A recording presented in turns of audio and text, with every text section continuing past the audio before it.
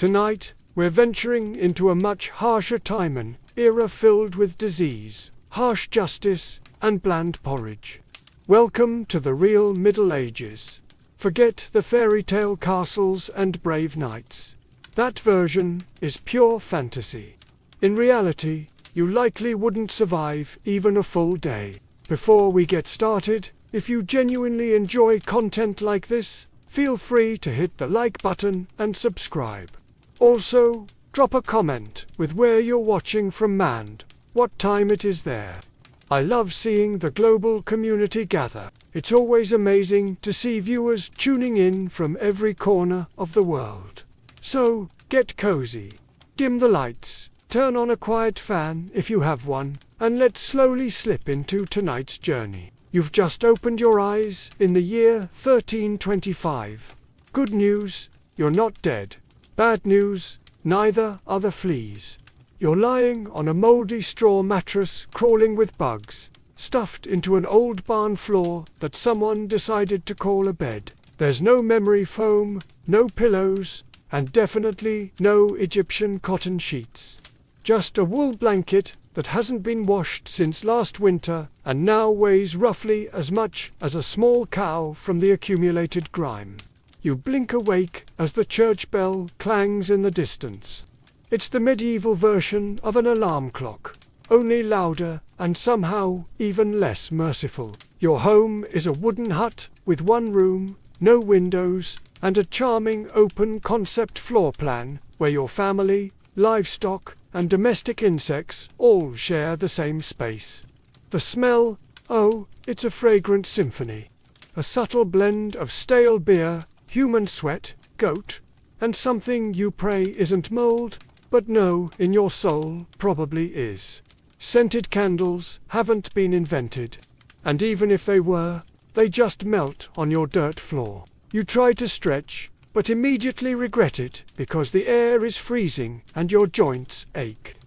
You're 22 years old, which, in medieval terms, is roughly middle-aged. Your spine cacks like an old wooden door, and your knees sound like a bag of rocks being shaken by a confused peasant.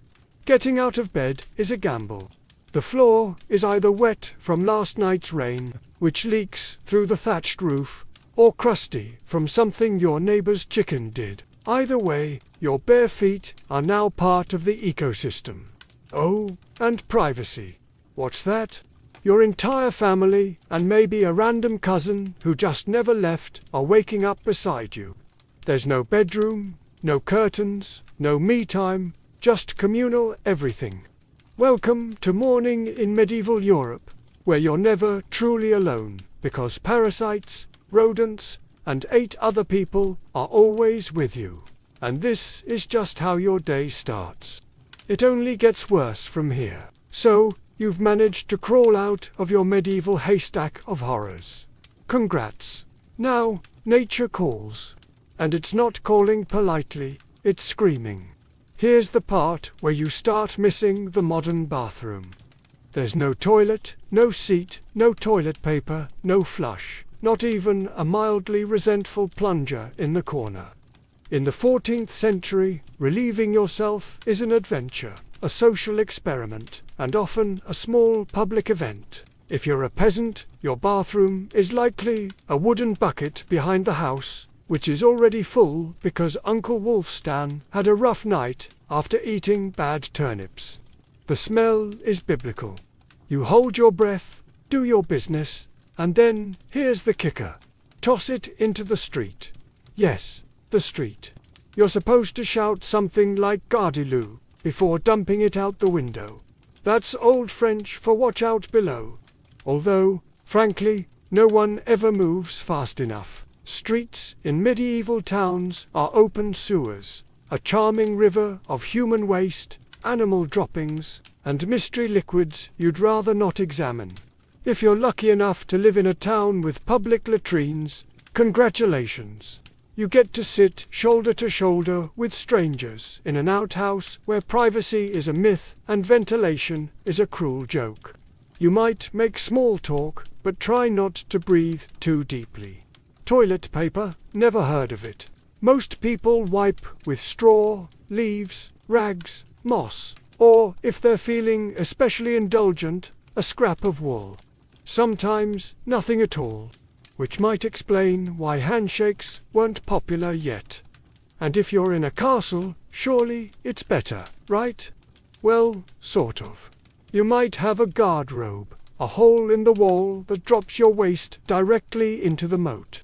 Great idea, except that your enemies know this. And yes, attackers sometimes climbed in through the waste chute. Talk about entering through the back door. So whether you're a farmer or a baron, medieval toileting is a humiliation ritual. It's cold, it's public, it's dangerous, and it's never not disgusting. One slip on a wet stone path, and you're face first in humanity's leftovers, and you still haven't brushed your teeth. But we'll get to that next. You survived the toilet. You deserve a reward, right? Maybe a nice breakfast. Something warm, delicious, comforting. Sorry, this is medieval Europe. Nothing is comforting here. Breakfast, if you can call it that, is a grim affair. There are no eggs, Benedict. No coffee machines sputtering awake, and certainly no avocado toast. You sit down or squat near the fire to a wooden bowl of something that looks like it was scraped off a muddy boot. Welcome to your daily ration of pottage. Pottage is a thick, gloopy stew made of whatever you can find. Grains, root vegetables, maybe a few beans if you're lucky. It's been simmering in the same pot for days, sometimes weeks, and new ingredients are just dumped on top of the old ones. It's less of a recipe and more of an ongoing edible experiment. On the side, a hunk of bread so hard it could deflect arrows. It's made from coarse rye or barley flour, often bulked up with sawdust, ground up acorns, or other creative ingredients, because wheat is a rich man's fantasy. This loaf is not your friend. You don't slice it, you negotiate with it. What about drinks? You're not sipping orange juice or an oat milk latte. You're drinking beer. Yes, beer. At 6 a.m. Why? Because the water is teeming with parasites and filth. So, you start your day with weak ale, low alcohol, high survivability. Kids drink it, too. No one's happy about it, but at least it won't kill you immediately. Want some meat or cheese? Dream on. That's for Sundays and Saints' feast days, and only if your lord is feeling generous. Most peasants don't eat meat more than a few times a year. As for fresh fruit, only when it's in season and not already fermented into wine. And don't even think about spices unless you're royalty. A pinch of pepper costs more than your monthly wages. Salt is valuable enough to be locked away, so you chew your gritty bread, gulp your medieval beer, and try not to think about the rat that may have nibbled your porridge in the night. Breakfast doesn't energize you. It just happens to you. And now that you're properly underfed, it's time to work like your life depends on it, because it absolutely does. So, you've eaten your sad medieval breakfast, and now it's time to get dressed. Not that it'll help. Your wardrobe consists of exactly one outfit. 1. It's a rough wool tunic or linen shift that you've worn every day for months, possibly years. There's no such thing as seasonal fashion. There's just wear this until it disintegrates or gives you a fungal infection. Underwear optional. If you're lucky, maybe a linen under tunic. If you're not, well, you're going commando under layers of scratchy, sweaty wool, all lovingly stitched together by someone who probably had no idea what a seam was supposed to look like. There's also no washing machine, no soap, and absolutely no dry cleaner in sight. So, your clothes are stained, stiff, and scented like a compost pile that's been left to marinate in a pigsty. Even if you wanted to wash them, it's not easy. You'd have to haul water from a river or, well, heat it over a fire, scrub your tunic on a board with ashes, or lie and hang it in the sun, which is out approximately 3 days a year. And don't get me started on shoes. If you own any, they're made of untreated leather, barely stitched together, and offer as much arch support as a banana peel. Most peasants just go barefoot through mud, through dung, through medieval landmines, aka sharp rocks and disease puddles. All this means one thing: your skin hates you.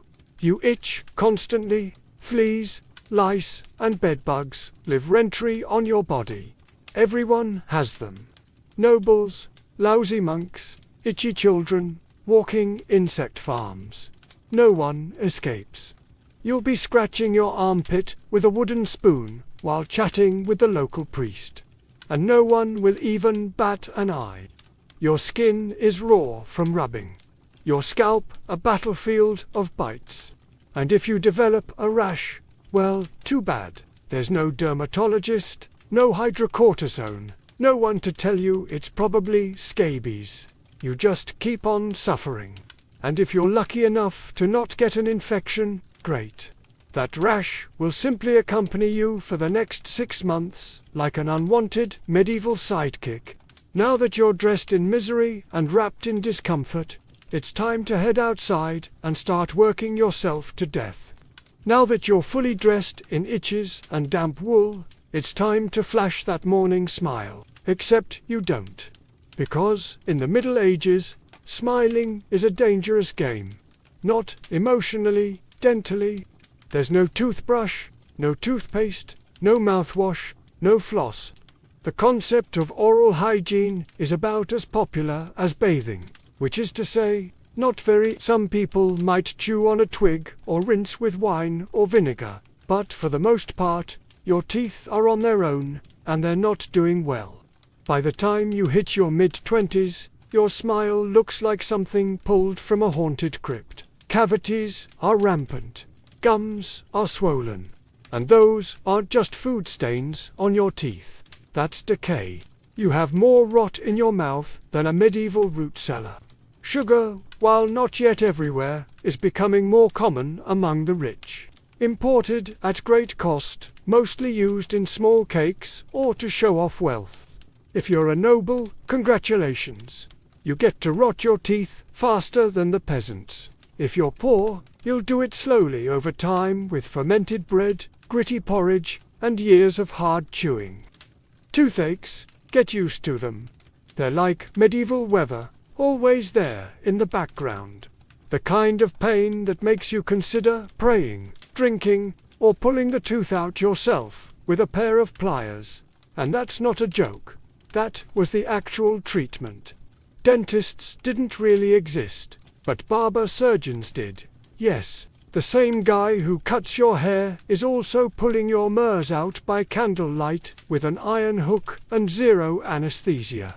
Infected tooth, hope you like fevers. Because without antibiotics, it can easily turn into sepsis and kill you from a toothache. That's right, the same thing that sends us to a pharmacy today could be your funeral in the 1300s.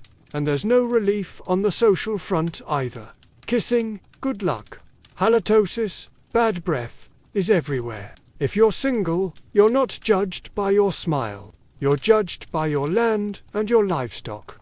In short, your mouth is a battlefield, and it's losing the war. Now that your teeth are throbbing, let's head outside.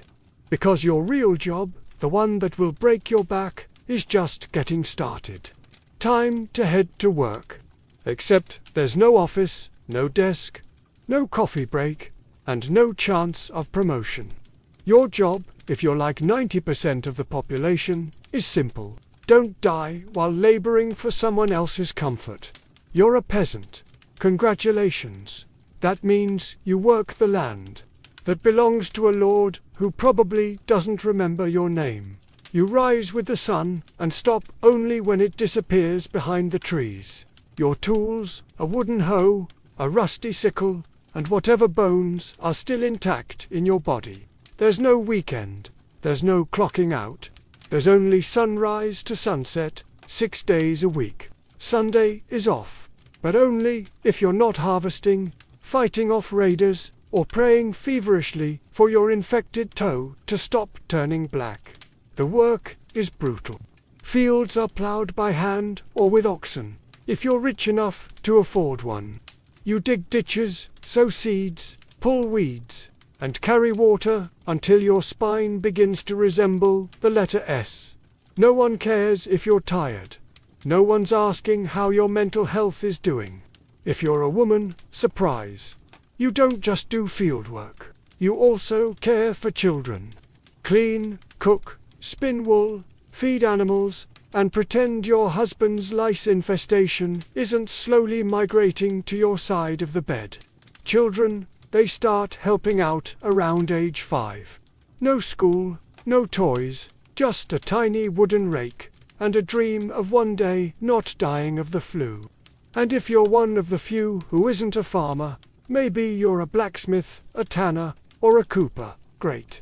You still work with fire, chemicals, or animal guts all day in poorly ventilated sheds. The pay, basically survival. The perks, occasional bleeding, break a bone, too bad, get a fever, drink some warm beer, and keep going. You can't afford to stop, not even for a day. Because if you don't work, you don't eat. And if you don't eat, well, medieval Europe has a solution for that. It's called being replaced.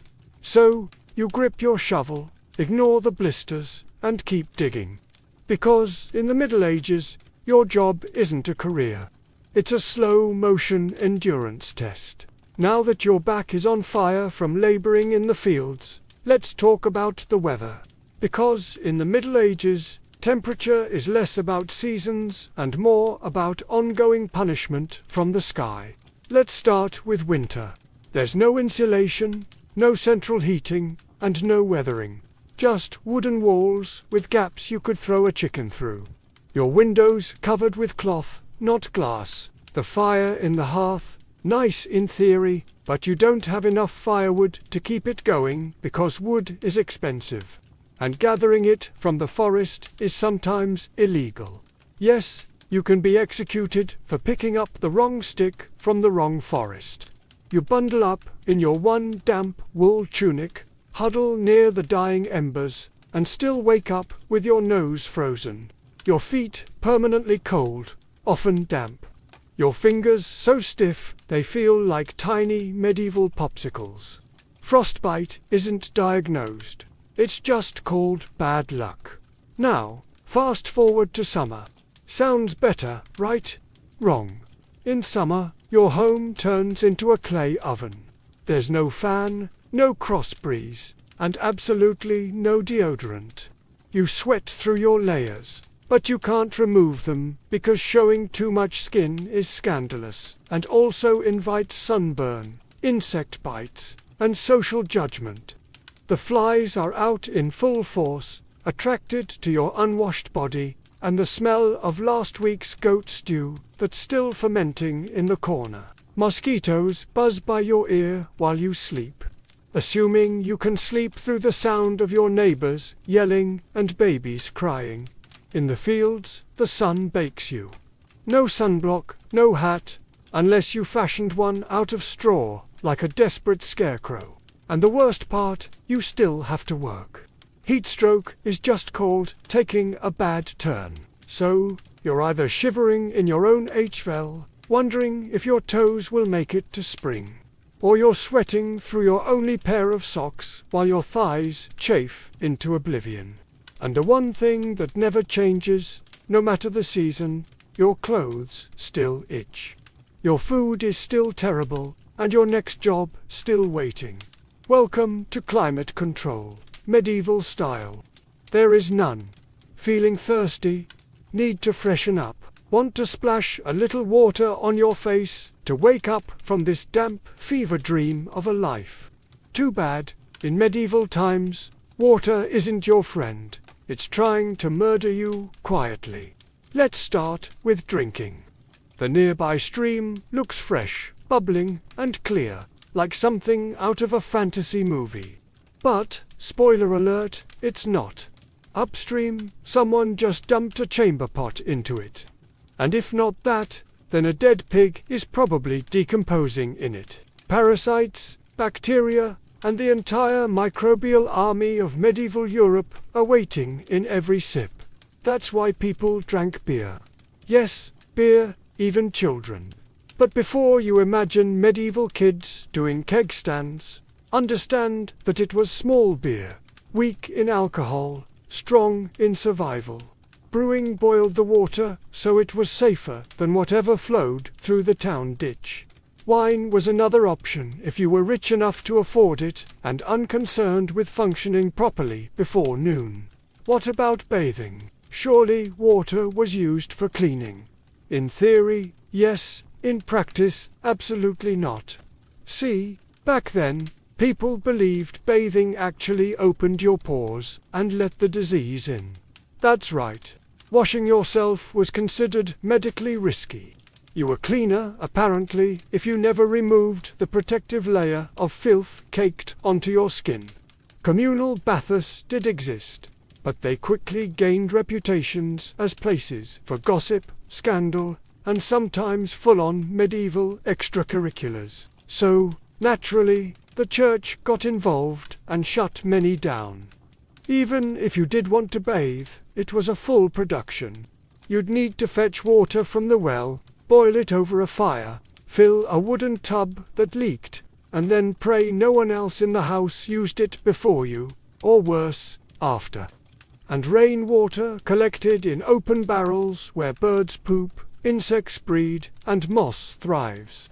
Sounds refreshing, doesn't it? So whether it's going in your mouth, on your body, or onto your crops, water in the Middle Ages is less of a life source and more of a gamble. One wrong gulp, and you're spending your final days sweating in a straw bed, clutching your stomach, and contemplating all your life choices. Next time you sip tap water, raise a glass for our ancestors. They didn't have the luxury of hydration without hazard, so you drank the water. Or maybe you didn't. Maybe you just stubbed your toe on a rock shaped like disappointment. Either way, you're sick. You need help. You need a doctor. Too bad you live in the Middle Ages, where medicine is really just polite torture with a theology degree. Let's start with the diagnosis. Everything wrong with you, whether it's a cough, rash, broken bone, or the creeping plague, is caused by your humours being out of balance. The four humours were blood, phlegm, yellow bile, and black bile. According to medieval science, your health depends on keeping them balanced, like some sort of internal soup. Got a fever? Too much blood? The answer? Bloodletting. That's right. Let's drain your life force into a bowl using a dull blade or a hungry leech. And yes, barbers were often the ones doing it. Imagine getting a haircut and a hemoglobin extraction in one sitting. 2 for 1, baby. Feeling sad or anxious? That's clearly an excess of black bile. The cure? Laxatives. Maybe a warm herbal purge, or just prayers and a cold compress while everyone avoids eye contact with you and starts carving your coffin. Now, if you break a bone or get a nasty wound, you're in real trouble. There's no anesthesia unless you count passing out from pain. Surgery is done with knives that haven't been cleaned since the Crusades. Tools are heated over fire, not for sterilization, but because they just look scarier that way. Antibiotics, centuries away. Germ theory, not invented yet. They think disease comes from bad air or God being annoyed with your moral failings. Got a stomach ache? Must have been your sinful thoughts. Hope you like confessing while vomiting. If your condition gets worse, you'll be treated with more leeches, possibly some crushed beetles, and a priest at your bedside giving last rites just in case. At this point, they're preparing for the cure known as death. And if, by some miracle, you recover, everyone just assumes God took pity on you. The doctor takes full credit, and the leech gets promoted. So yes, in the Middle Ages, medicine is less about healing and more about surviving the cure. After a long day of labor, lice, and leeches, it's finally time to eat. You shuffle back to your HVL, stomach growling, ready for the one joy left in life, a warm meal. Bad news, your meal is probably trying to kill you. Let's begin with the basics. Food preservation doesn't really exist. There's no fridge, no freezer, just salt, smoke, or the hope that winter air keeps things fresh. Your meat, if you're lucky enough to have any, has been hanging for days, covered in flies, marinated in questionable brine, and possibly shared with a rat or two. Bread is the cornerstone of the medieval diet, but even that isn't safe. In bad harvest years, desperate peasants bulk it up with bark, sawdust, or even clay to make it stretch. And if it's rye season, there's a bonus. Ergot, a fungus that causes convulsions, hallucinations, and sometimes death. It's like eating bread laced with LSD and tetanus. Vegetables, only if they're in season. And you know what's always in season? Turnips. So many turnips. Boiled, mashed, or floating in pottage. Which, if you remember from chapter 3, is basically a hot swamp of mystery ingredients that's been simmering since your great-grandfather's funeral. Fruit might be available in the fall, but it rots quickly, and sugar is rare, expensive, and hoarded by the rich to show off their blackened teeth. Dairy is another gamble. Fresh milk spoils in hours. Butter and cheese fare better, but they're loaded with bacteria. People eat them anyway because frankly it's either that or chew your bootle leather. And let's talk about seasoning. Spices like pepper, cinnamon, or nutmeg, worth more than gold. For the average peasant, flavor comes from onions, salt, if you're lucky, and pain. Most meals taste like wet burlap sprinkled with sadness. But food isn't just a health hazard. It's a political one. Game animals belong to the Lord, not you. Caught poaching a rabbit, you could be fined, imprisoned, or even executed. That's right, your dinner could get you hanged. So, as you sit down to eat your grey stew by flickering firelight, remember, every bite is a risk. But you eat anyway, because, in the Middle Ages, food doesn't nourish, it tests you. It's evening now. You've worked, suffered, and barely digested your suspicious stew. You might think the day is winding down, but don't get too relaxed because God is watching. So is the priest, and so is your neighbor Agnes, who will absolutely rat you out if you miss Mass. In medieval Europe, religion isn't just part of life. It is life. The church controls your calendar, your laws, your education, if you can read, your birth, marriage, death, and everything in between.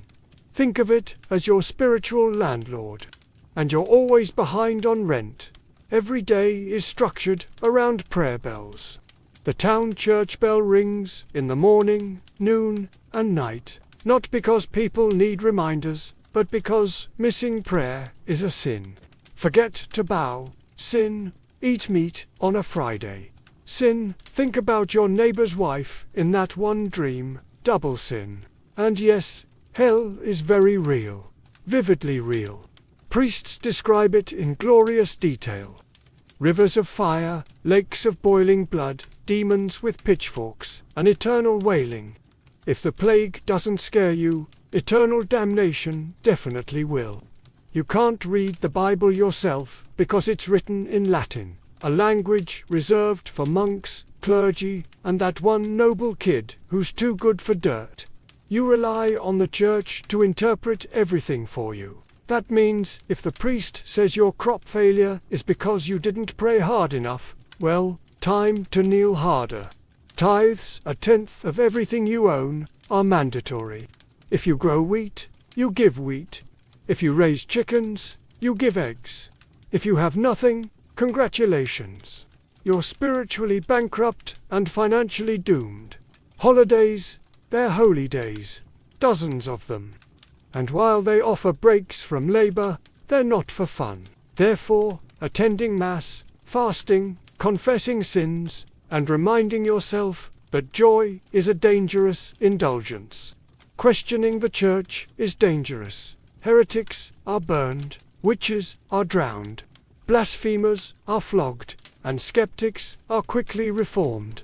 So, you go through the motions.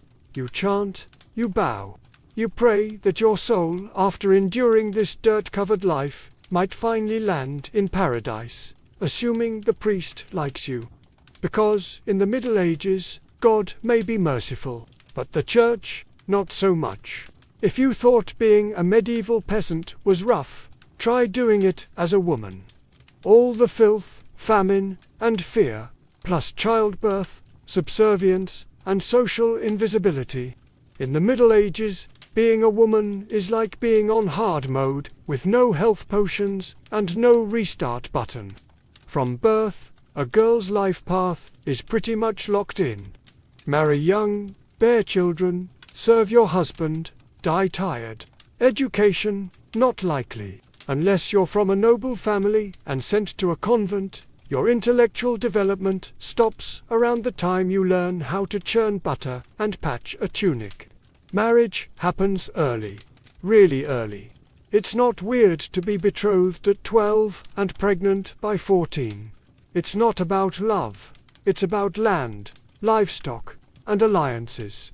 Your opinion not required. Once married, you're basically your husband's property. Your job is to produce heirs, feed everyone, keep the house running, and not complain.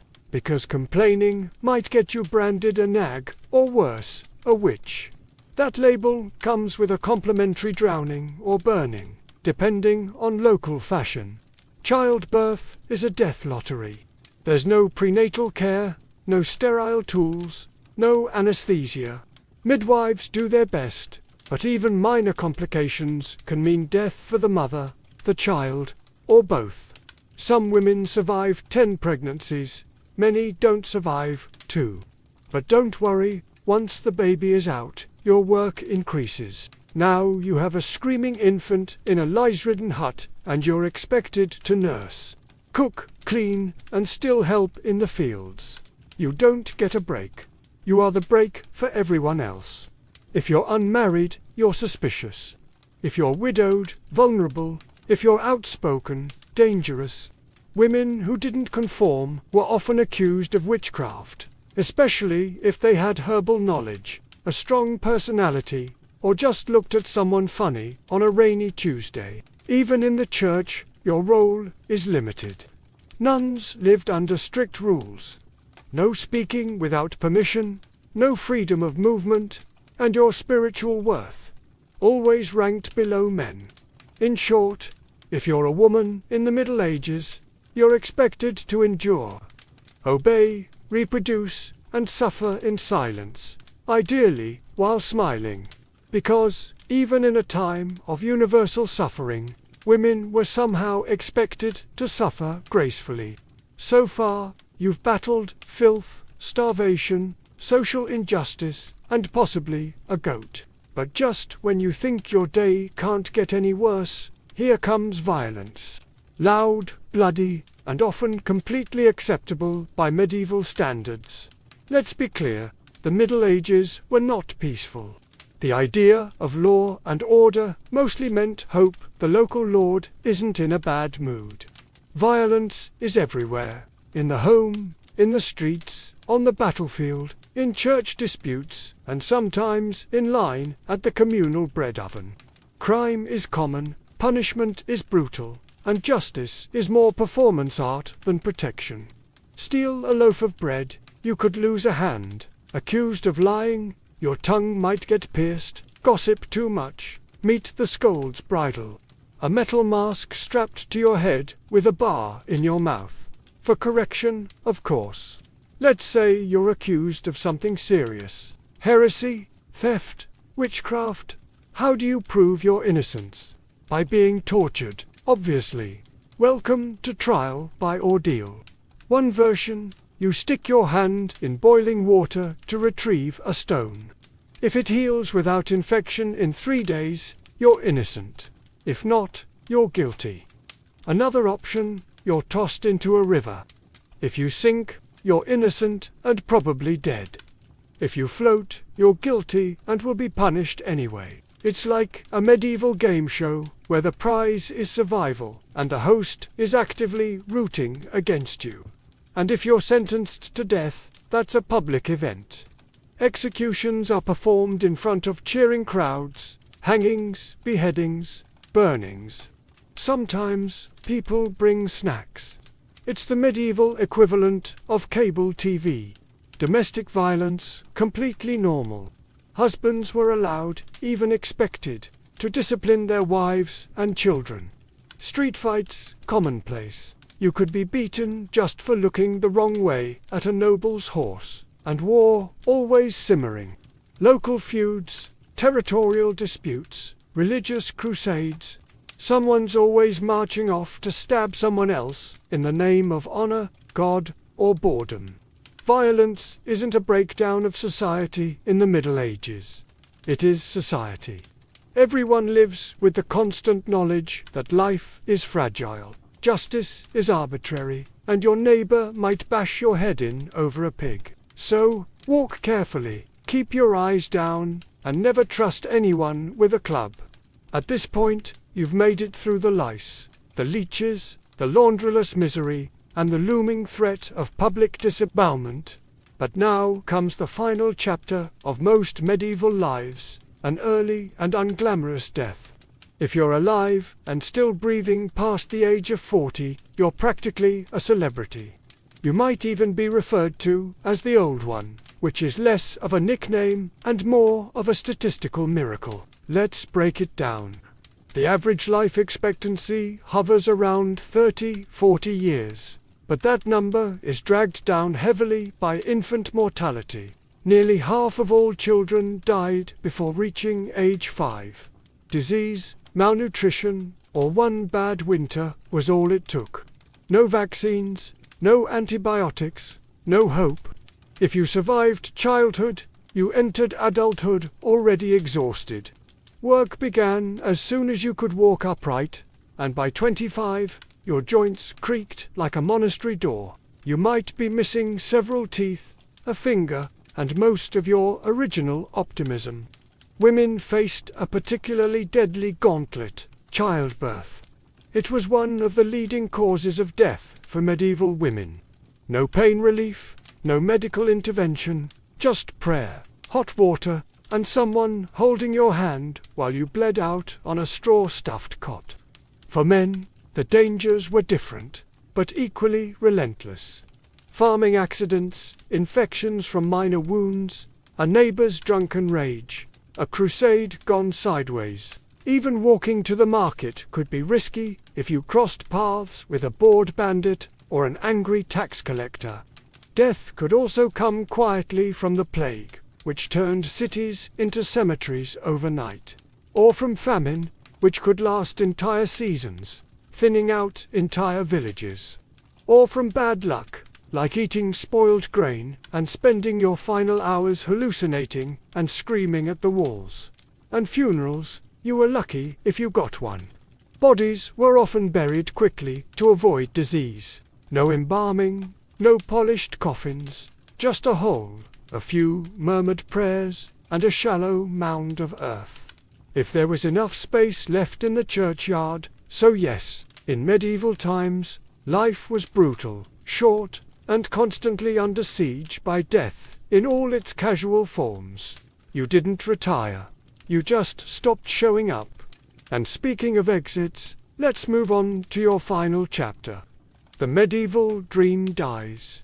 So, how's your day been? You've woken up in filth, relieved yourself into a bucket, brushed your teeth with wishful thinking, nearly passed out from hunger, worked until your spine cried for mercy, scratched your way through itchy wool, prayed to not get plague, and barely dodged a public execution for owning a squirrel.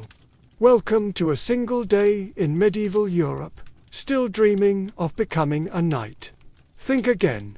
That romanticized version of the Middle Ages. Gallant swordsmen, noble ladies in towers, heroic battles and feasts in candle-lit great halls. It's a myth, polished by fairy tales and fantasy books. In truth, the medieval world was gritty, cruel, and deeply unfair. Hierarchy was everything. If you were born poor, you stayed poor. If you were born rich, congratulations. You had a better chance of surviving. But you were still one bad soup away from dysentery and a hasty burial. Even the nobles weren't immune to misery. Castles were drafty stone refrigerators filled with fleas, smoke, and politically motivated marriages. Sure, you had a fur cloak and a goblet of wine, but also a 50% chance of dying in a skirmish or from an infected splinter. Not exactly luxury. The simpler times weren't simple. They were relentless. Everything took longer. Everything hurt more. Everything from childbirth to chewing came with consequences. Life was survival, not leisure. And if you did find a quiet moment to think, to dream, to imagine something better, there wasn't much you could do with it. No upward mobility, no modern medicine, no internet to Google. What's this weird rash? You lived, suffered, worked, and died within a 10-mi radius of where you were born. But here's the wildest part. Through all of this, people still laughed, sang songs, told stories, fell in love, and found meaning. Not because life was easy, but because humans are stubborn like that. Even in the darkest chapters, they made space for light. So tonight, when you slip into your clean bed with indoor plumbing, antibiotics, and central heating, maybe say a quiet thank you to the modern world and to your ancestors who fought rats, famine, and feudalism, so you wouldn't have to. Long before she was Catherine the Great, Empress of all Russia, mistress of reform, an icon of ambition, she was simply Sophie. Born Sophie Federica Augusta von Anholist in 1729. She was the daughter of a relatively obscure German princely family. Her tiny duchy in Pomerania offered little in terms of power, but Sophie herself, she had something no title could provide. Razor-sharp intelligence, relentless charm, and a quiet, burning hunger for greatness. Her upbringing was strict.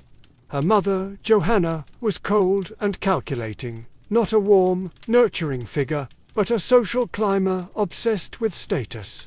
Sophie's father, a Prussian officer, was more distant than disciplinary. From a young age, Sophie learned to walk the fine line between obedience and cunning. She read voraciously, spoke multiple languages, and learned how to observe a room before speaking in it. Skills that would soon become survival tools in one of Europe's most brutal courts. When the Russian Empress, Elizabeth Petrona, began searching for a wife for her heir, Grand Duke Peter, she looked beyond Russia's borders. Peter himself was of German descent, and Empress Elizabeth believed a foreign bride, pliable and grateful, would be easier to control. Sophie fit the bill perfectly. Noble blood, Lutheran faith, which she'd be forced to abandon, and a reputation for both grace and humility. At just 14 years old, Sophie was summoned to Russia. She arrived in the freezing capital of St. Petersburg in 1744, wearing thin German fabrics and a diplomatic smile. Her mother pushed her forward like a chess piece. Sophie, however, had her own game in mind.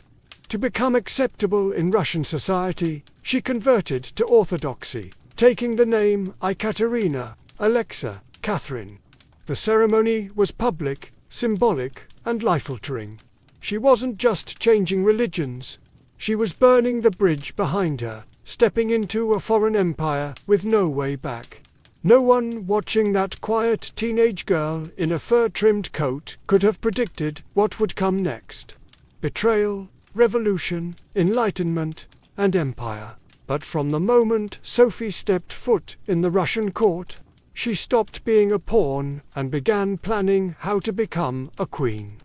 Catherine's marriage to Grand Duke Peter was meant to secure her place in Russian royalty. But, from the very beginning, it felt more like a cage than a crown. Peter, heir to the Russian throne, was not the dashing prince of fairy tales. Awkward, immature, and obsessed with toy soldiers, he was far more interested in playing war games in his chambers than governing an empire or showing affection to his new wife. Some accounts even suggest he refused to consummate the marriage for years.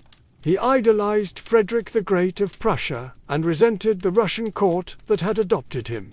In contrast, Catherine embraced Russia with a fierce determination. She learned the language, studied its history, and memorized Orthodox rituals. She wanted to belong. Peter wanted to escape. This mismatch wasn't just emotional, it was political. The Russian court was a viper's nest of gossip, paranoia, and brutal power games. Empress Elizabeth still ruled with absolute authority, but her health was in decline. Everyone knew a transition was coming, and everyone had an agenda.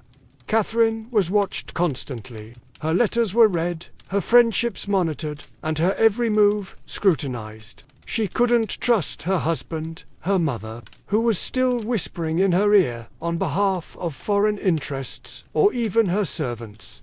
In this world, alliances could turn into accusations overnight. But Catherine was no fool. She learned to play the court's games quietly, cultivating allies in the shadows. She charmed military officers, made friends with scholars, and developed a reputation for dignity and restraint. A stark contrast to her husband's childish tantrums and open contempt for Russian traditions. Behind closed doors, Catherine began reading Enlightenment thinkers like Voltaire and Montesquieu, while others saw her as a young consort. She was building a vision, not just for herself, but for Russia, a nation of strength, education, and reason. But there was one problem. The longer Peter lived, the longer Catherine remained in limbo, a powerless wife to a man unfit to rule. So she waited, observed, and planned. She knew the Russian throne wouldn't be inherited, it would have to be taken. In 1762, after nearly 2 decades of waiting, watching, and quietly maneuvering, Catherine saw her moment, and seized it with breathtaking precision. Empress Elizabeth had died, and Peter, now Peter III, was finally Tsar. But his reign began unraveling almost immediately. In just a few short months, Peter alienated the church, offended the nobility, insulted the army, and lavished praise on Prussia, Russia's longtime enemy. He reversed key policies, humiliated the clergy, and talked openly about divorcing Catherine to marry his mistress. The court, already wary of his erratic behavior, turned cold. The army, filled with generals loyal to Catherine, grumbled in corridors. Even ordinary Russians, devout and patriotic, saw Peter as a foreign puppet who mocked their traditions. Catherine, watching all of this unfold, made her move. In July of that same year, while Peter was away at his summer palace, Catherine launched a bloodless coup d'etat, supported by key military officers, including her lover Gregory Orlov and his powerful brothers. She rode through St. Petersburg in full regalia. Unofficially, it was murder. Catherine became empress, not through birthright or marriage, but through sheer determination, political cunning, and boldness. It was something history had never quite seen before. A foreign-born woman with no legitimate claim had taken the Russian throne without a single battle. But her real challenge was just beginning. She had to transform that bold grab for power into a lasting legacy. Would Russia accept her? Would the nobility respect her? Could she hold the empire together without falling victim to the same fate as her husband? Catherine understood that power gained through intrigue could be lost just as easily. She needed to rule not as a schemer, but as a visionary. And so began her transformation from a careful conspirator to a reforming empress. One who would redraw borders, embrace the Enlightenment, and redefine what it meant to be a woman in power. Once Catherine had the crown, she could have rested on her power. But she didn't. She had something bigger in mind than simply sitting on a throne. She wanted to transform Russia. And not just militarily or politically, but intellectually. While Peter had worshipped Frederick the Great and toy soldiers, Catherine idolized Voltaire, Diderot, and the bold thinkers of the Enlightenment. She believed in reason, progress, education, and the role of a monarch as a servant of the people, even if she herself ruled with absolute authority. Catherine didn't just read Enlightenment philosophy, she lived it. She corresponded directly with Voltaire for over 15 years, flattering him while defending her autocracy. She invited Diderot to her court and even purchased his entire library to support him financially. Behind closed doors, she pored over legal texts, debated reforms, and crafted policies to modernize the empire. Her early reign was filled with efforts to codify Russian law. She formed the Legislative Commission in 1767, an ambitious project intended to rewrite the entire legal code of Russia. Catherine's own Necrosis or instruction was a political manifesto in disguise, one that spoke of equality before the law, the dangers of torture, and the responsibility of rulers to serve the common good. For an empress in 18th century Russia, it was radical. But Enlightenment ideals had to survive the realities of Russia, a vast, feudal, deeply conservative land ruled by nobles who liked their serfs exactly where they were, beneath them. Catherine knew this. While she advocated reform, she moved carefully. She abolished some forms of torture, expanded access to secular education, and built schools and libraries. But she also reaffirmed the nobility's control over their serfs to keep them loyal. This was Catherine's balancing act. A philosopher queen in public, a practical empress in private. She walked a tightrope between ideology and survival, between the shining salons of Paris and the gritty politics of Moscow. Her vision for Russia was bold, but always calculated. In many ways, Catherine wasn't trying to make Russia European. She was trying to make Russia modern on her terms. And that meant reform, yes, but with an iron hand in a velvet glove. Catherine wasn't content with reforming Russia from within. She wanted to expand it outward to make it an empire worthy of fear, admiration, and envy. Where Peter the Great had opened a window to the west, Catherine aimed to knock down the walls. Under her leadership, Russia's borders stretched wider than ever before. She waged wars not just to defend her crown, but to reshape the map of Europe. One of her most significant campaigns was against the Ottoman Empire.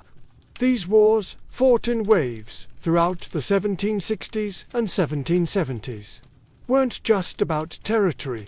They were about influence. Catherine saw herself as the liberator of Orthodox Christians living under Muslim rule, and as the rightful protector of Eastern Europe, under generals like Alexander Suvorov and Gregory Pumpkin. Russia captured key regions, including Crimea, the northern coast of the Black Sea, and access to warm water ports, something Russian Tsars had coveted for generations. These victories weren't just military, they were symbolic. With each conquest, Catherine sent a message. Russia was no longer the distant, backward cousin of Europe. It was a continental force. She also turned her gaze westward. In a series of deals and diplomatic maneuvers, Catherine participated in the partitions of Poland, carving up the struggling Polish-Lithuanian Commonwealth along with Austria and Prussia. By the end of the Third Partition in 1795, Poland was erased from the map, and Russia claimed vast new lands and millions of new subjects. But Catherine didn't just conquer with armies, she also colonized with ideas. New cities were built, trade routes were expanded, German settlers were invited to cultivate Russian farmland. The empire became a mosaic from the icy Baltic to the sun-drenched shores of the Black Sea. And through it all, Catherine remained the central force, reading reports, issuing orders, and personally overseeing the shape of her expanding empire. Critics would accuse her of being power-hungry, even imperialistic. But to Catherine, expansion wasn't ambition. It was destiny. A great ruler, she believed, was measured not just by ideas, but by borders. She didn't just want to rule Russia. She wanted to remake it as a civilized empire, feared by its enemies, respected by its peers, and loyal to her alone. For all her brilliance and power, Catherine the Great was just as famous for what went on behind palace doors. And no, not all of it was whispered in libraries. Catherine's private life became one of the most talked about aspects of her reign. She had lovers, not just one or two, but a carefully curated parade of them. Many decades younger, often handsome, and sometimes politically influential. She didn't hide them.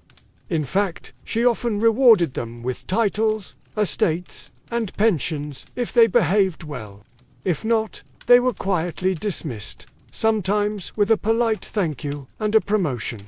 Among the most important of these lovers was Gregory Pempcan, a man as brilliant as he was bold. Their relationship blurred the lines between romance, politics, and partnership. Some historians believe they may have even married in secret. Together, they shaped military campaigns, colonization projects, and the transformation of southern Russia. Pempcan wasn't just a lover. He was her co-ruler in many ways. Still, Europe couldn't look past the scandal. Gossip swirled. Satirical pamphlets painted her as lustful, insatiable, even unhinged. And after her death, the rumors only got worse. The most infamous being the completely false and grotesque tale involving a horse spread by her enemies to smear her legacy. But why the obsession? Simple, Catherine was a woman who wielded power unapologetically. And in a world where female rulers were expected to be either saintly virgins or tragic figures, she refused to play the role. She lived, loved, and ruled on her own terms, and that made her dangerous. Ironically, while her critics painted her as immoral, Catherine herself was deeply philosophical about love and sexuality. She believed pleasure was a natural part of life, and that personal relationships didn't have to threaten public responsibility. She separated emotion from governance, a feat few male rulers managed. In reality, her liaisons were often strategic. She surrounded herself with men who were loyal, capable, and politically useful, and when they ceased to be, she let them go, usually with a smile and a generous retirement. Catherine's love life didn't weaken her rule. It was part of her strategy, a blend of passion and power that made her unforgettable, envied, and feared. For all her charisma and control, Catherine's reign was not without peril. And in 1773, that peril came in the form of a bearded Cossack named Ion Pugachev. He was no ordinary rebel. Pugachev claimed to be none other than Peter III, Catherine's dead husband. According to him, he had survived the coup and now returned to reclaim the throne from the German usurper. It was absurd. Peter was long gone. But to Russia's oppressed and exhausted lower classes, the claim didn't need to be true. It just needed to offer hope. Pugachev promised liberation, an end to serfdom, lower taxes, and land for the common people. His words lit a fire across the Volga River region, especially among Cossacks, peasants, and old believers. In a time when the gap between nobles and serfs had widened brutally, his promises sounded like salvation. The Pugachev Rebellion became the largest peasant uprising in Russian history. Towns were taken, fortresses fell, nobles were slaughtered. For a terrifying moment, It seemed as if the empire itself might fracture. Catherine was shaken. This wasn't a foreign war she could win with cavalry and treaties. This was a revolt from within her own people, rising against the system. She ruled. But Catherine didn't panic. She acted. She dispatched professional military forces to crush the rebellion ruthlessly. Pugachev's forces were defeated in 1774. He was captured, displayed in an iron cage, and eventually beheaded in Moscow, a public warning to all who dared follow. Afterward, Catherine doubled down on order and control. Her dreams of liberating the serfs quietly faded into silence. The rebellion had shown her the limits of enlightenment in a country still shackled by feudalism. She now leaned harder on the nobility, who offered loyalty in exchange for absolute control over their serfs. This was a turning point. The empress, who once quoted Voltaire, now prioritized stability over philosophy. Reform became cautious, surveillance increased. Rebellion, even whispered, was to be stomped out before it had breath. Pugachev may have lost his head, but he left behind a warning that haunted Catherine, that power built on inequality could only hold so long before the storm came crashing through. By the time Catherine the Great approached the final years of her life, she had ruled Russia for over 3 decades, longer than any female ruler in Russian history. From the moment she seized power, she had defied expectations, reshaped her empire, and redefined what a woman and a monarch could be. Under Catherine's reign, Russia became a true European powerhouse. Its territory expanded by over 200,000 square miles, swallowing Crimea, parts of Poland, and stretches of the Black Sea coast. These weren't just military wins, they were strategic pivots, securing warm water ports and reshaping trade. But her legacy wasn't only drawn on maps. Catherine left a cultural mark as well. She helped found the Hermitage Museum, amassed one of the greatest art collections in Europe, and corresponded with the greatest minds of the Enlightenment.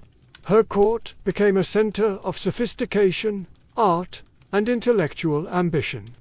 In a country often viewed as backward by Western Europeans, Catherine put Russia firmly on the cultural map. She modernized education, founding schools for girls, and promoted the printing of books. She introduced smallpox inoculation to Russia, even publicly receiving the vaccine herself, an act of scientific bravery in her time. Yet, her reign was also one of contradictions. While she admired Enlightenment ideals, she never freed the serfs. In fact, she extended serfdom deeper into Russia's territories. Her reforms, while impressive, remained mostly top-down, designed to polish the empire without truly transforming its foundations. Still, Catherine's rule brought stability and ambition. She understood that power was not inherited. It was crafted, managed, and constantly defended. She ruled not by divine right, but by force of will, political brilliance, and relentless calculation. She was called many things: a user, a tyrant, a reformer, a seductress. But above all, she was effective.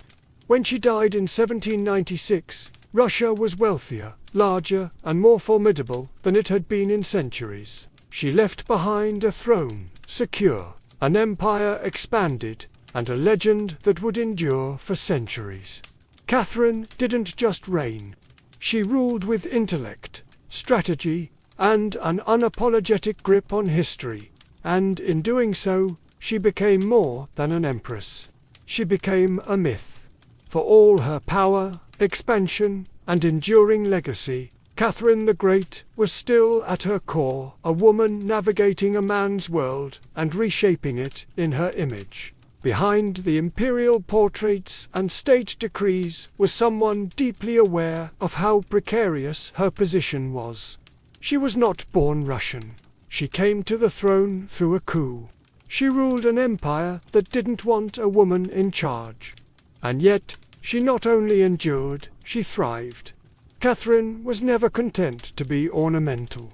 She read constantly, wrote endlessly, and never stopped learning.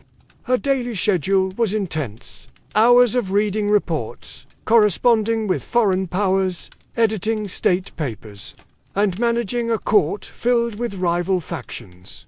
She wasn't content to simply sit on the throne. She worked the throne like a stateswoman born to it.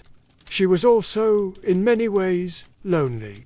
She surrounded herself with courtiers, lovers, and artists, yet wrote in her memoirs of how few people she could truly trust. Her son Paul, whom she distrusted and kept away from state matters, grew into a man she feared would undo all her progress. Her greatest emotional partnership with Gregory Pempcan faded into deep friendship, but his death in 1791 left a wound that never truly healed. Catherine crafted her image carefully. She understood the power of narrative and wielded it better than most monarchs of her age. She posed as Mother of Russia, enlightened monarch, warrior, empress, and lover of the arts. But beneath those roles was a woman who had endured rejection, betrayal, scandal, and rebellion, and kept going. When she died in 1796, she left behind an empire transformed, but also questions. Could she have done more to end serfdom? Were her Enlightenment ideals compromised by politics? Was she more reformer or ruler? History remembers her by the title she never gave herself, the Great. It wasn't because she was flawless or kind or just. It was because she took power and wielded it on her own terms in a time and place where women weren't supposed to have any. She didn't just wear the crown. She rewrote what it meant to deserve one. In the humid depths of the Chiapas jungle in southern Mexico, the ruins of Palenque whisper stories from the ancient Maya world. Towering temples rise above the canopy, their limestone faces eroded by time, but still brimming with secrets. And in 1994, one of those secrets revealed itself. A team of Mexican archaeologists, led by Fanny Lopez Jimenez, was surveying Temple 3, a relatively modest pyramid next to the more famous Temple of the Inscriptions, the burial site of the mighty King Place the Great. Temple the Throne wasn't expected to hold much until they noticed something odd. A sealed, hidden chamber beneath the structure. No looters had touched it. It was pristine. When the archaeologists broke through and lowered themselves inside, they found a stone sarcophagus resting in silence. The air was heavy with the weight of centuries. As they opened the lid, red dust rose like smoke, brilliant, shocking red. The interior was covered in powdered cinnabar, a toxic mercury sulfide used ceremonially by the Mia. And lying within that crimson cloud was the skeleton of a woman. She had been buried with care and reverence. Her bones were fragile but intact, her skull still wearing a jade mask, and her body surrounded by offerings, necklaces, diadems, ear spools, all crafted from jade and shell. Everything about the burial screamed royalty. Yet no name was inscribed. No glyphs identified her. It was one of the richest female burials ever found in Mesoamerica. And yet it was a total enigma. Why was she buried in red powder? Who was she? Was she a queen, a priestess, or perhaps even Pal's wife? The researchers called her the Red Queen, and the name stuck. But even with modern forensics, they couldn't say for sure who she was. Only that she had lived around the 7th century during the golden age of Palenque. Unlike most Maya tombs, hers had been hidden, untouched, and purposefully isolated. Her burial wasn't just ceremonial, it was spiritual. This woman wasn't meant to be remembered with words. She was meant to be remembered through ritual, through color, and through the mystery she left behind. The most haunting feature of the Red Queen's tomb wasn't her jade jewelry or the silence of the sealed chamber. It was the red dust, A thick layer of powdered cinnabar covered everything. The sarcophagus, the walls, her bones, even the offerings around her. It clung like blood to stone. To the Maya, this was no accident. Cinnabar, made from crushed mercury sulfide, was one of the most sacred and dangerous substances in the ancient world. Its vibrant red color wasn't just visually striking. It symbolized blood, rebirth, and the life force that connected the human and divine realms. Red was sacred. It was the color of sunrise, of sacrifice, of life emerging from death. And it wasn't just symbolic. It was spiritual. Covering the dead in cinnabar was a ritual meant to transform the body, preserving it not for eternity, but for transition. In Maya belief, death wasn't the end. It was a passage, a crossing into another cosmic layer. And so the Red Queen, whoever she was being prepared not just for burial, but for deification. But there's another layer to this. Cinnabar is toxic.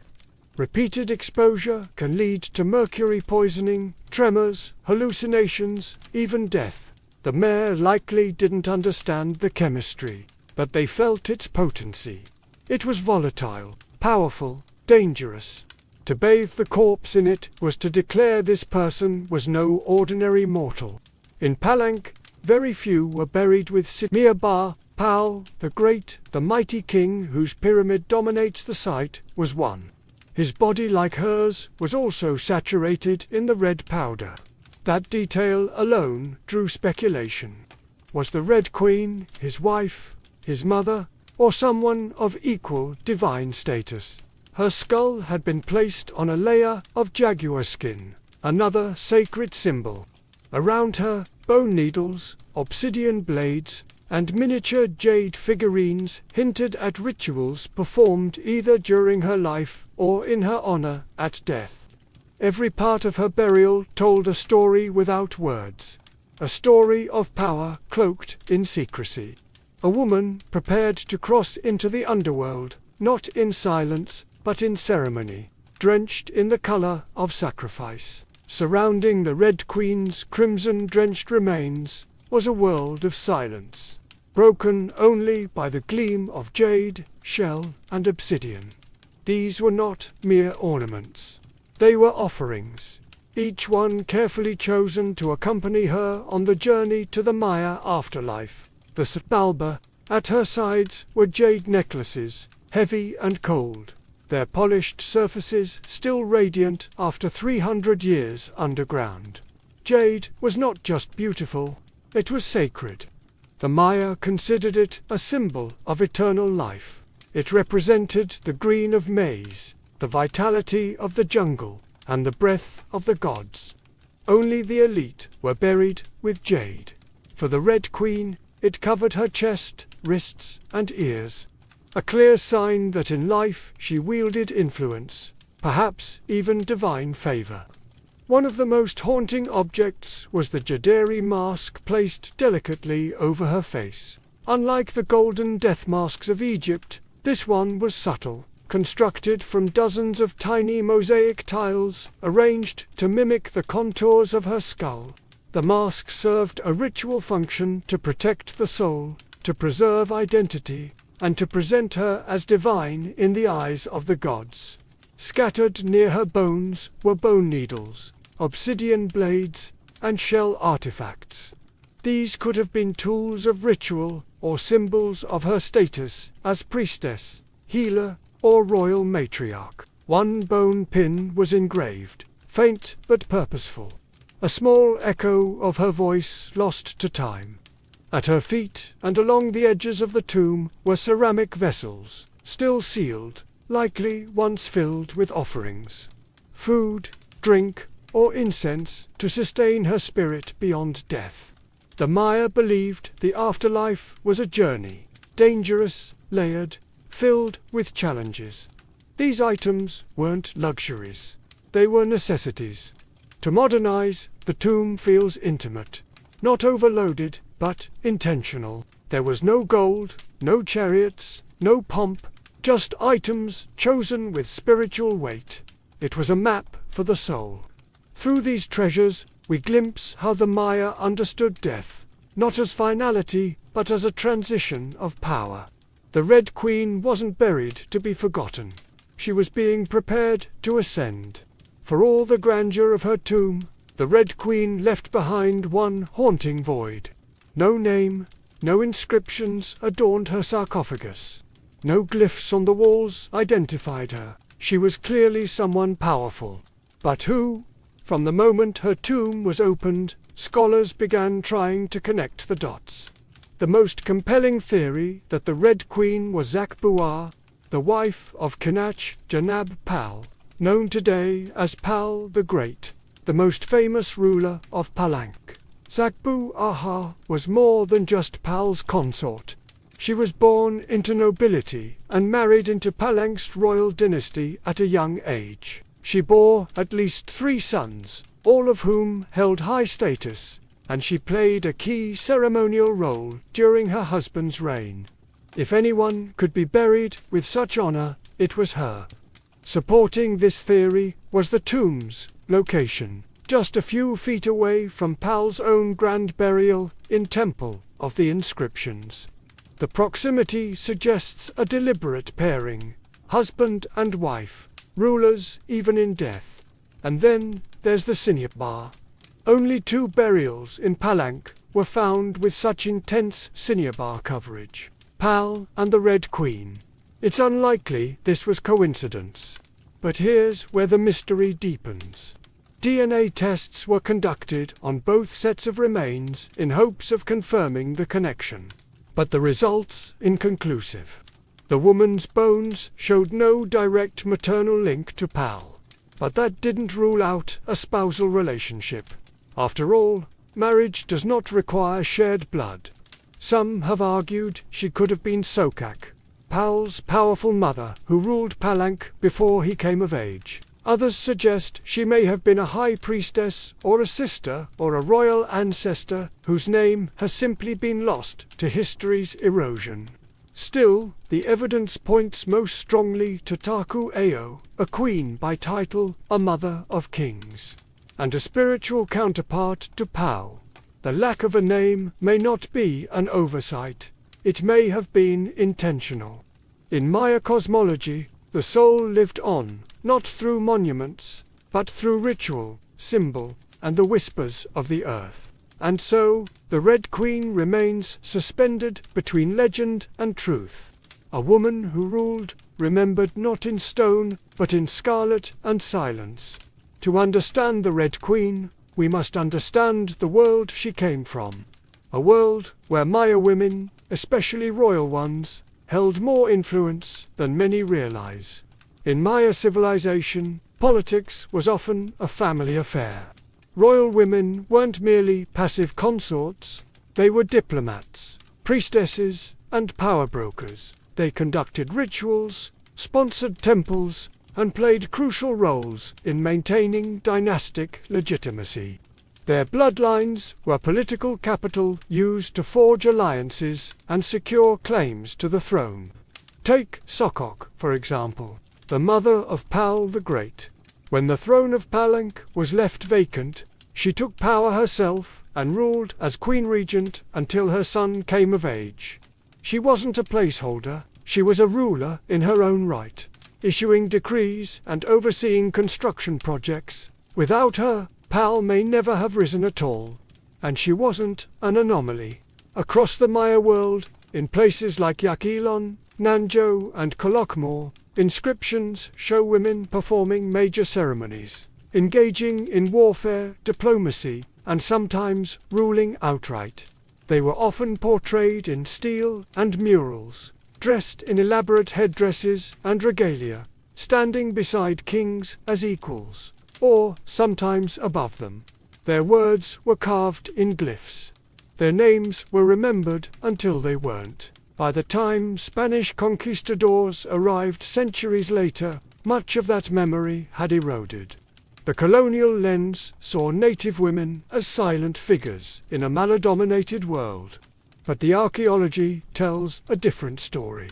one of complex gender roles where power was negotiated, not simply inherited. This context casts the Red Queen in a new light. She may not have ruled in name, but her burial, rich, sacred, and positioned beside Pal, suggests she was a central pillar in the royal order. Her jade mask wasn't just decoration. It was a symbol of identity, of power held in life and protected in death. Her bloodline may have been the very glue that held Palanca's dynasty together. In Maya civilization, a queen wasn't just a queen. She was a keeper of sacred lineage, a voice in ceremony, and often the bridge between gods and men. The Red Queen may be nameless, but in her world, she was never voiceless. The Red Queen wasn't just buried with treasures, she was buried in architecture, rich with purpose, layered with Maya cosmology, ritual symbolism, and intentional design. Her tomb wasn't merely a grave, it was a gateway to eternity. Her body was discovered inside Temple Third, one of the smaller pyramids within the heart of Palanque. Yet its proximity to Temple of the Inscriptions, the resting place of Pal the Great, is telling. These temples weren't built randomly. Their positioning was sacred, guided by astrology, myth, and dynastic legacy. Temple the Thi rises modestly compared to its grand neighbor. But it hides something even more intimate. A sealed crypt, untouched by lutters, perfectly preserved. It was constructed deep within the temple's core, accessible only by a steep, narrow staircase. The descent into her tomb feels almost symbolic, a ritual journey downward into the underworld. The chamber itself is stark, made of cut stone, sealed tightly for over 1,130 years. No glyphs or murals cover the walls. No ornate carvings tell her story. But perhaps that silence is intentional. This was a space not for the living to interpret, but for the dead to transform. At the center, her sarcophagus sits like an altar crafted from limestone. It echoes the grand stone coffin of Pal next door. While Pal's lid is famously engraved with scenes of cosmic rebirth, the Red Queen's tomb is more subdued. The focus is inward on the body, on the cinnabar, on the ritual of death itself. And yet, there are subtle architectural cues that hint at meaning. The tomb is aligned east to west, a symbolic path mirroring the sun's journey from life to death. The chamber is small but powerful. It feels deliberate, personal, a sacred enclosure for someone revered. Maya temples were cosmological tools, bridges between the heavens, the earth, and the underworld. To be buried in one was to be elevated beyond the human realm. The Red Queen's eternal home wasn't an afterthought, it was a carefully constructed shrine, a place where death became transformation. Her bones rest in stone, her essence in cinnabar, and her legacy in the architecture itself. A temple that speaks without words, telling us she mattered. To the ancient Maya, death wasn't the end. It was a threshold, a sacred passage into the underworld known as Sibulba. And for someone like the Red Queen, this crossing was not only spiritual, it was political, cosmological, and deeply burial rituals were carefully choreographed events rooted in myth and meant to guide the soul through the treacherous layers of the underworld. Maya texts and iconography tell us that Sabala was no peaceful afterlife. It was a maze of darkness, rivers of blood, trials, and gods of death. Only those properly buried, ritually prepared, and spiritually equipped could make the journey successfully. The Red Queen was buried, wrapped in cinnabar, encased in stone, and surrounded by offerings, all signs of an elite burial. But there's more. The presence of bone needles and obsidian blades in her tomb hint at auto-sacrifice rituals, possibly symbolic tools representing rites she had performed in life, or that were reenacted at her burial to empower her spirit. Her airy mask, carefully assembled from jade tiles, was not simply decorative.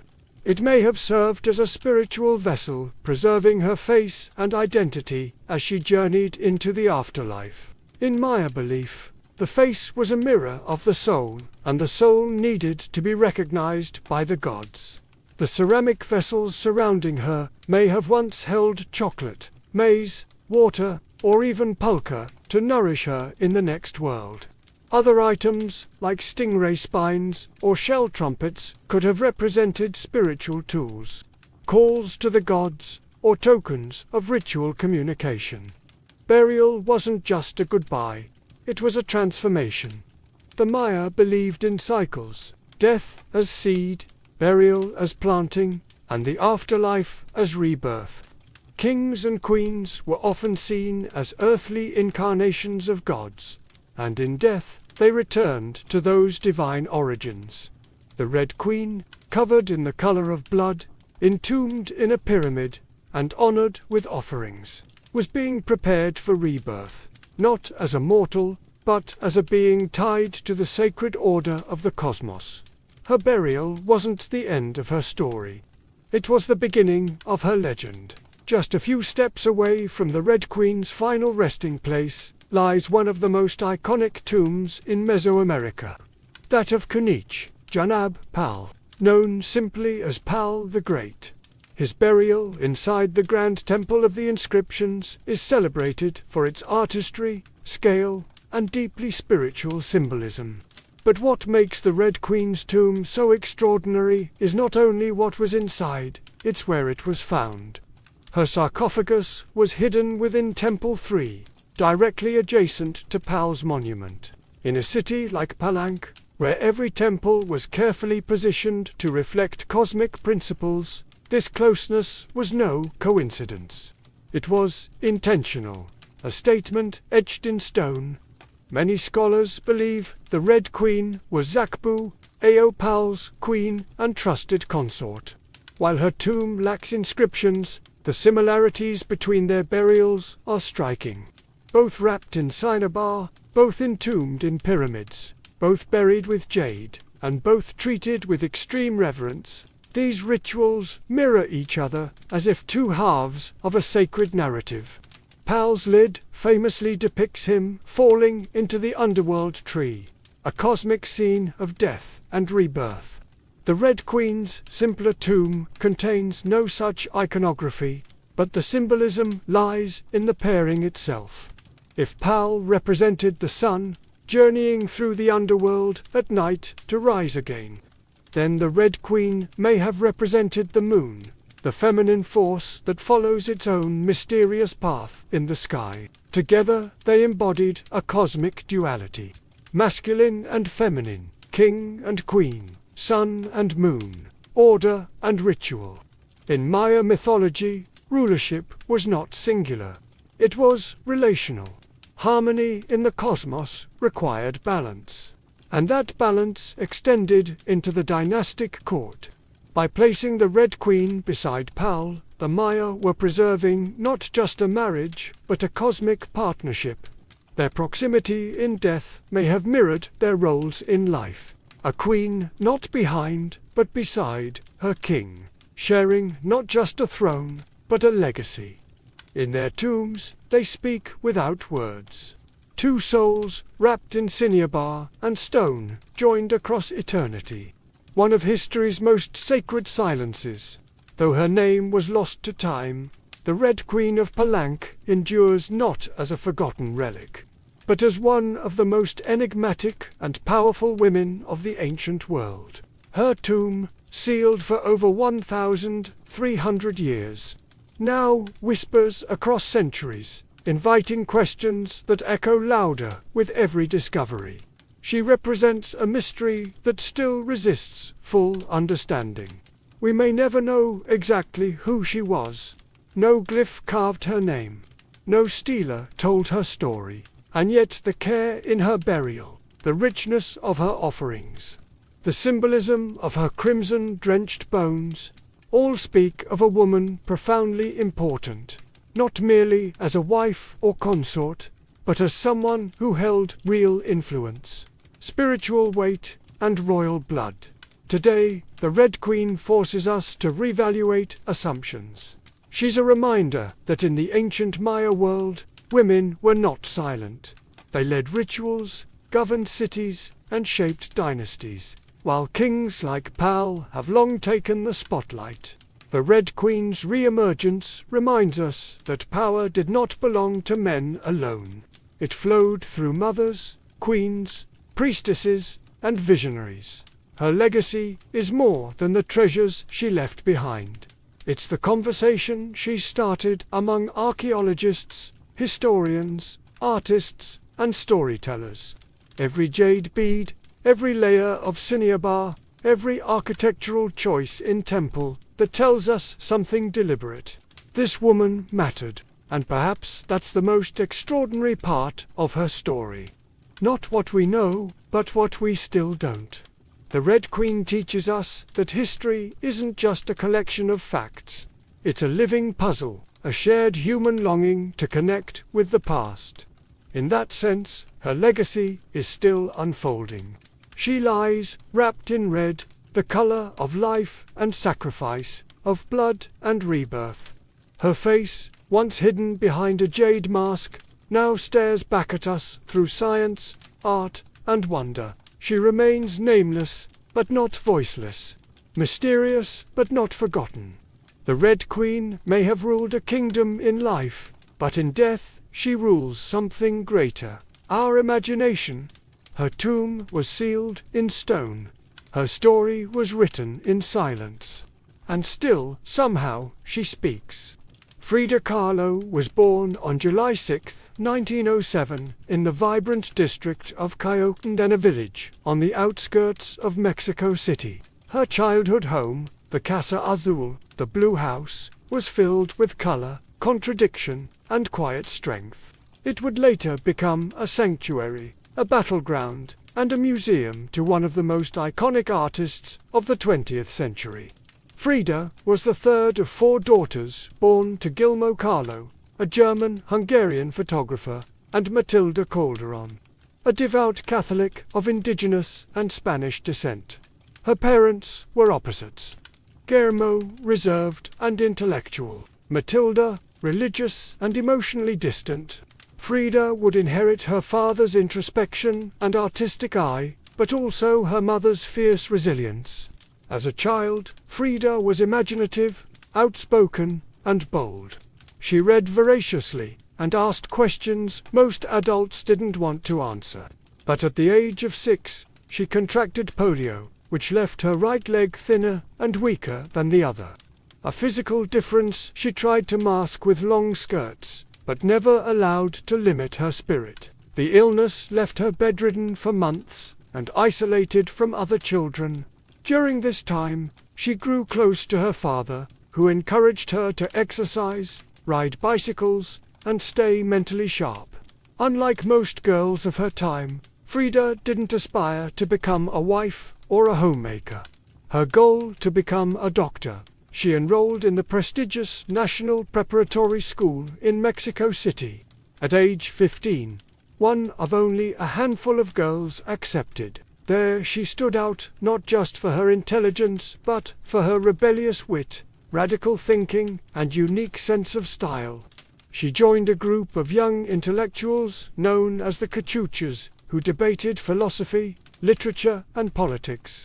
Frida was drawn to revolution, to ideas that challenged tradition. But even in those early years, before the bus crash that would define her body, and before the fame that would define her legacy, Frida Kahlo was already painting herself into the world with sharp edges, unapologetic ideas, and an identity too big to fit inside anyone else's expectations.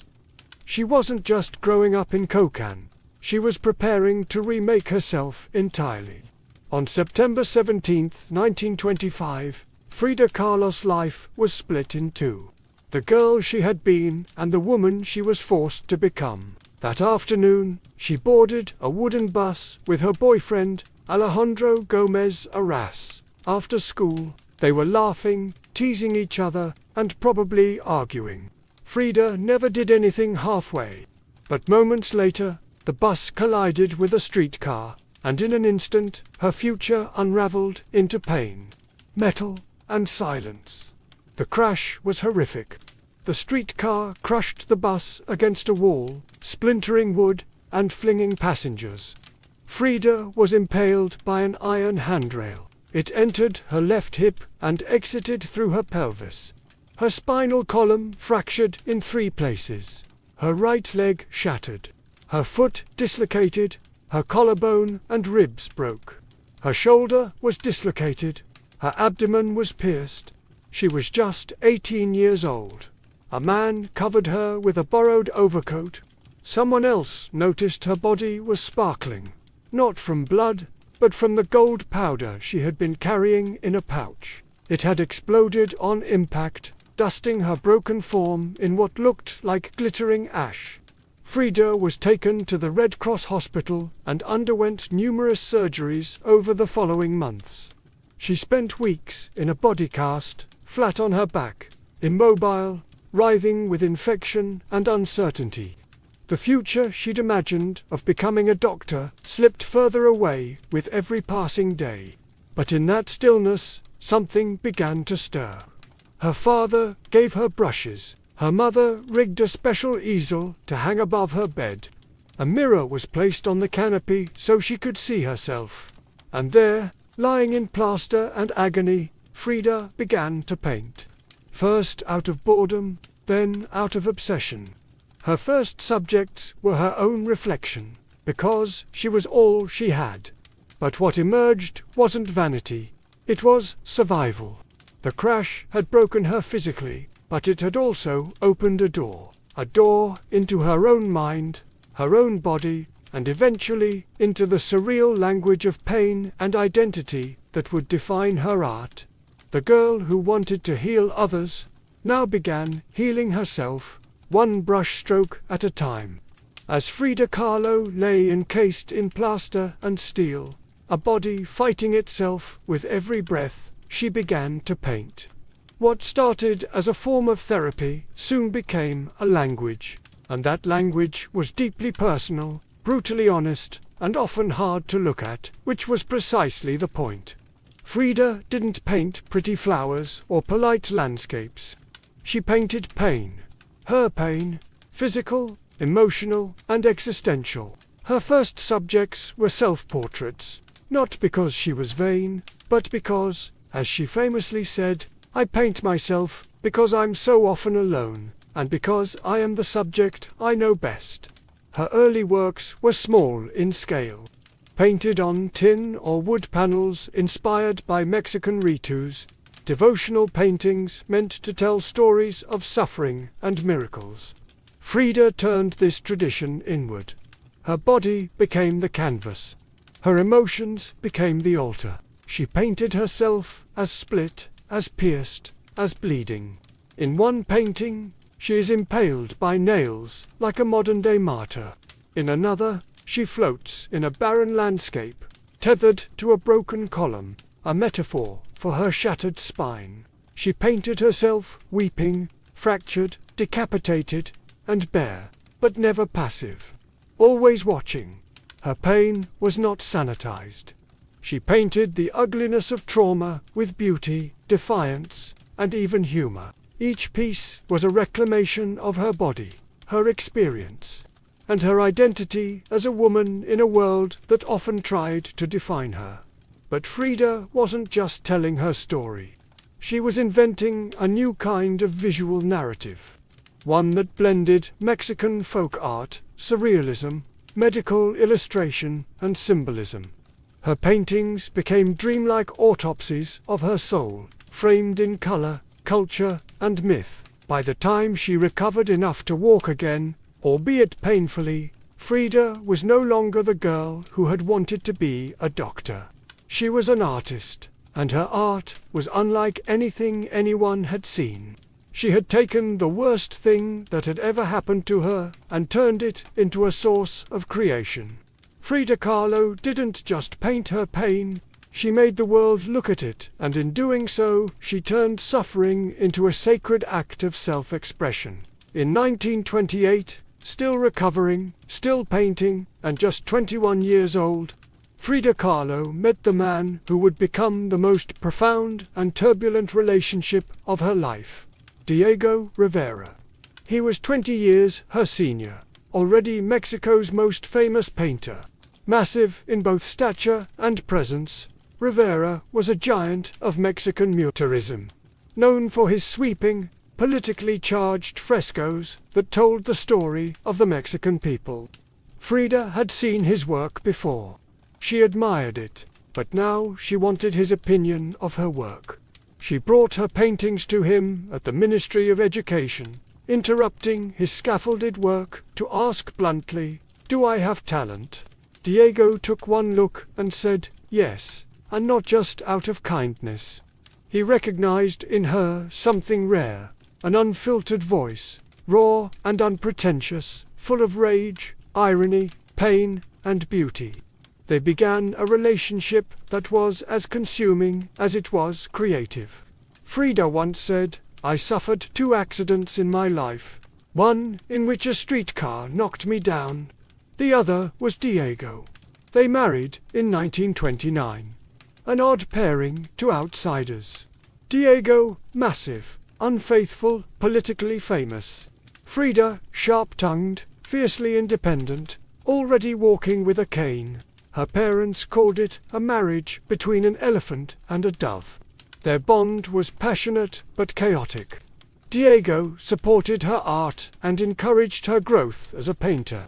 But he was also endlessly unfaithful, even with Frida's own sister, Cristina. Frida was devastated, and in return, she took lovers of her own, both men and women, including rumored affairs with Leon Trotsky and painter Georgia O'Keeffe. They divorced in 1939, then remarried a year later with different terms. This time, Frida would keep her autonomy, her home, her money, her name. Their second marriage was less about traditional love and more about creative partnership and mutual understanding. Despite the betrayals and the heartbreak, Diego remained a constant force in Frida's life. He challenged her, he wounded her, but he also believed in her as an artist, as a revolutionary, and as a woman who could redefine what painting could be. Together, they were not peaceful, but they were legendary. In the 1930s, Frida Kahlo followed Diego Rivera on a journey north to San Francisco, Detroit, and New York as he completed high-profile mural commissions. These years abroad brought her face to face with American industrialism, wealth, and the contradictions of capitalism, and they left her with deep political discomfort. Frida was a proud Mexican nationalist, a committed communist, and an admirer of indigenous traditions. The opulence she witnessed in the United States, especially while the Great Depression ravaged much of the country, only deepened her sense of disillusionment. In letters home, she mocked the culture's materialism and obsession with appearances. She missed the grit, color, and contradiction of Mexico. While Diego painted enormous murals on factory walls, Frida began to paint smaller, quieter revolutions, deeply personal works on tin and canvas.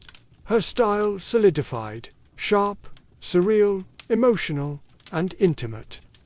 It was during this time that she produced some of her most iconic self-portraits. Frida didn't just paint herself for vanity, she painted herself to survive. Her identity became her landscape.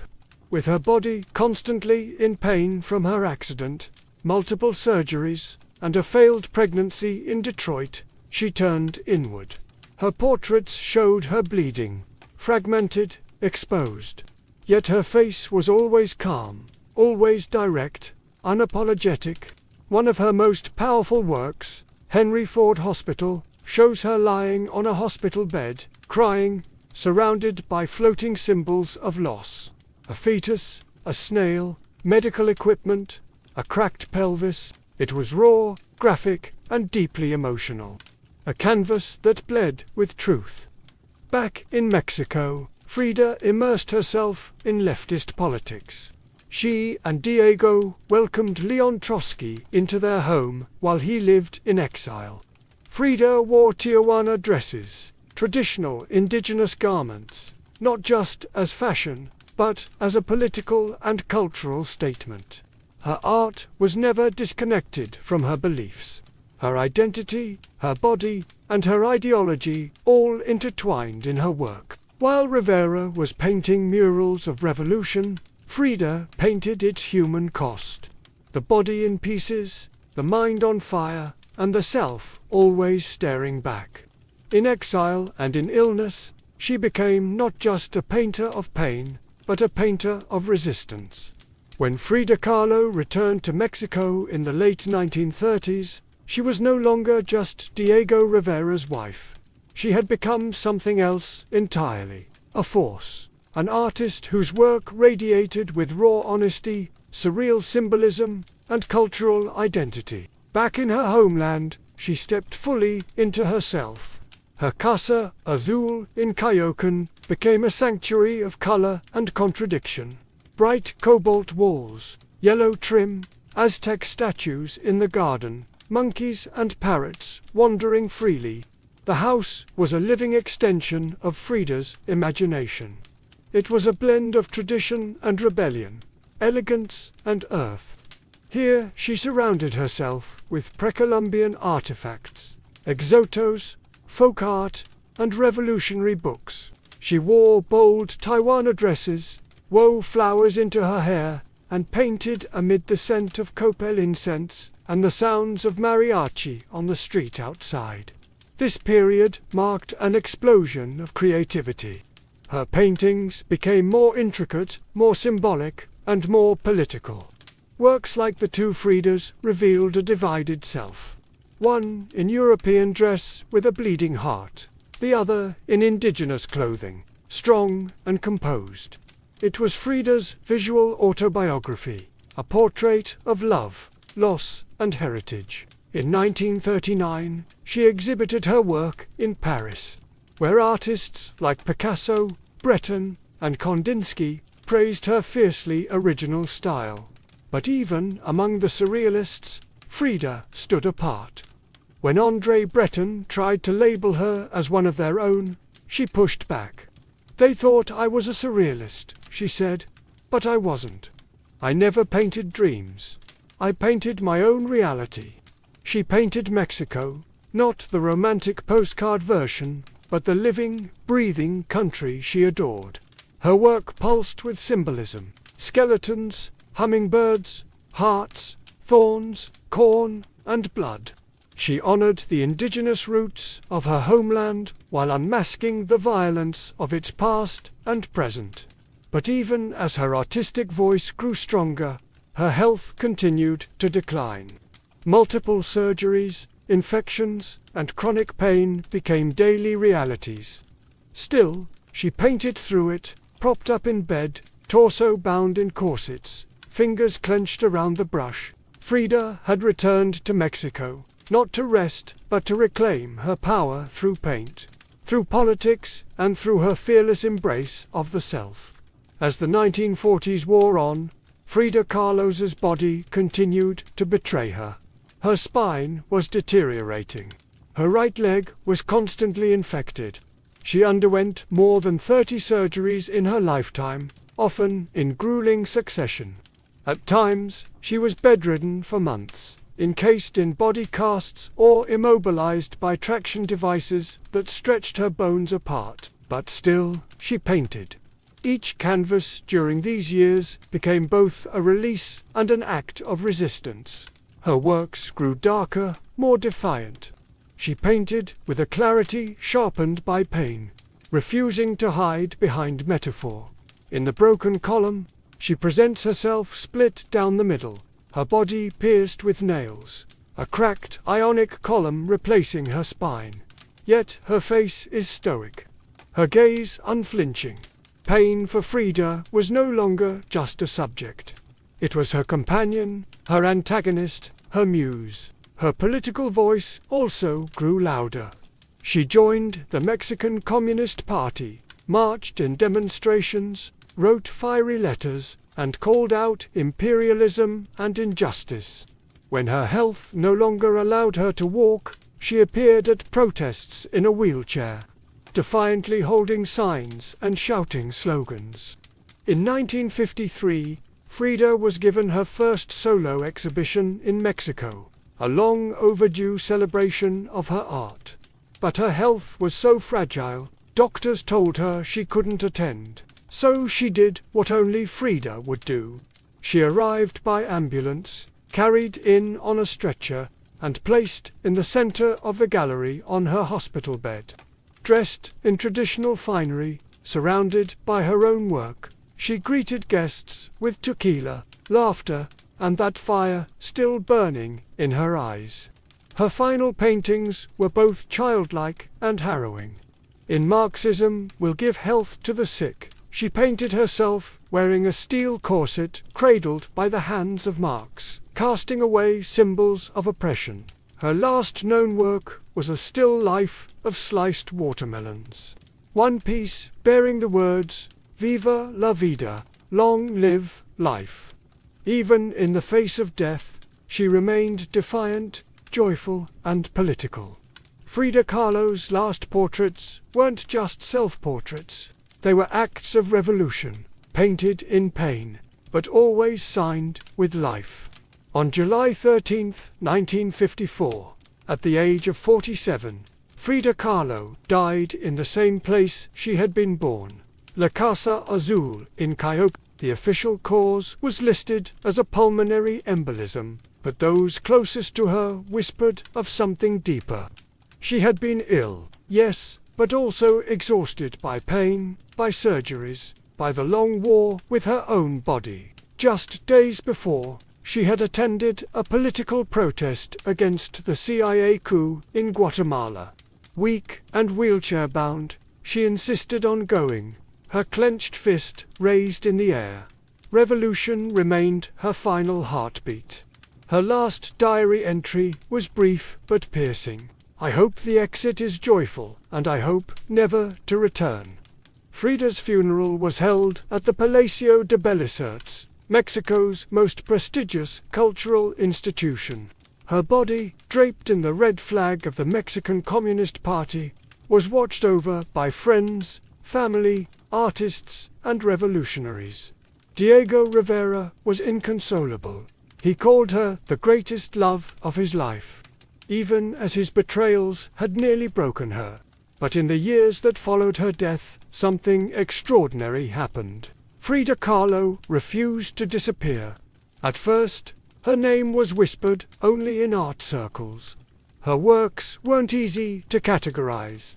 Too political for surrealists, too surreal for traditionalists. But slowly her image, her story, and her defiance began to resonate. Through the 1970s and 1980s, as feminist scholars and activists reclaimed forgotten voices, Frida's became louder. She wasn't just a painter anymore. She was a symbol of pain turned into beauty, of feminism born through resistance, of Mexican identity celebrated without apology, of queerness, disability, revolution, and authenticity. Her face, unibrow, gaze, flowers in her hair became iconic. Her home became a museum. Her diary became a sacred text. And her paintings now hang in the world's greatest museums. Frida Kahlo had lived much of her life in Diego's shadow. But in death, she stepped forward. She didn't just leave behind paintings, she left behind a mirror and dared us all to look. Not with pity, not with fear, but with fire. Today, Frida Kahlo's face is everywhere. Printed on t-shirts, painted on murals, turned into dolls, memes, posters, and icons. Her signature unibrow, her flower-crowned hair, her direct gaze, all instantly recognizable. But what makes her legacy powerful isn't just that people know her face, is that they recognize the truth behind it. Frida didn't try to be flawless.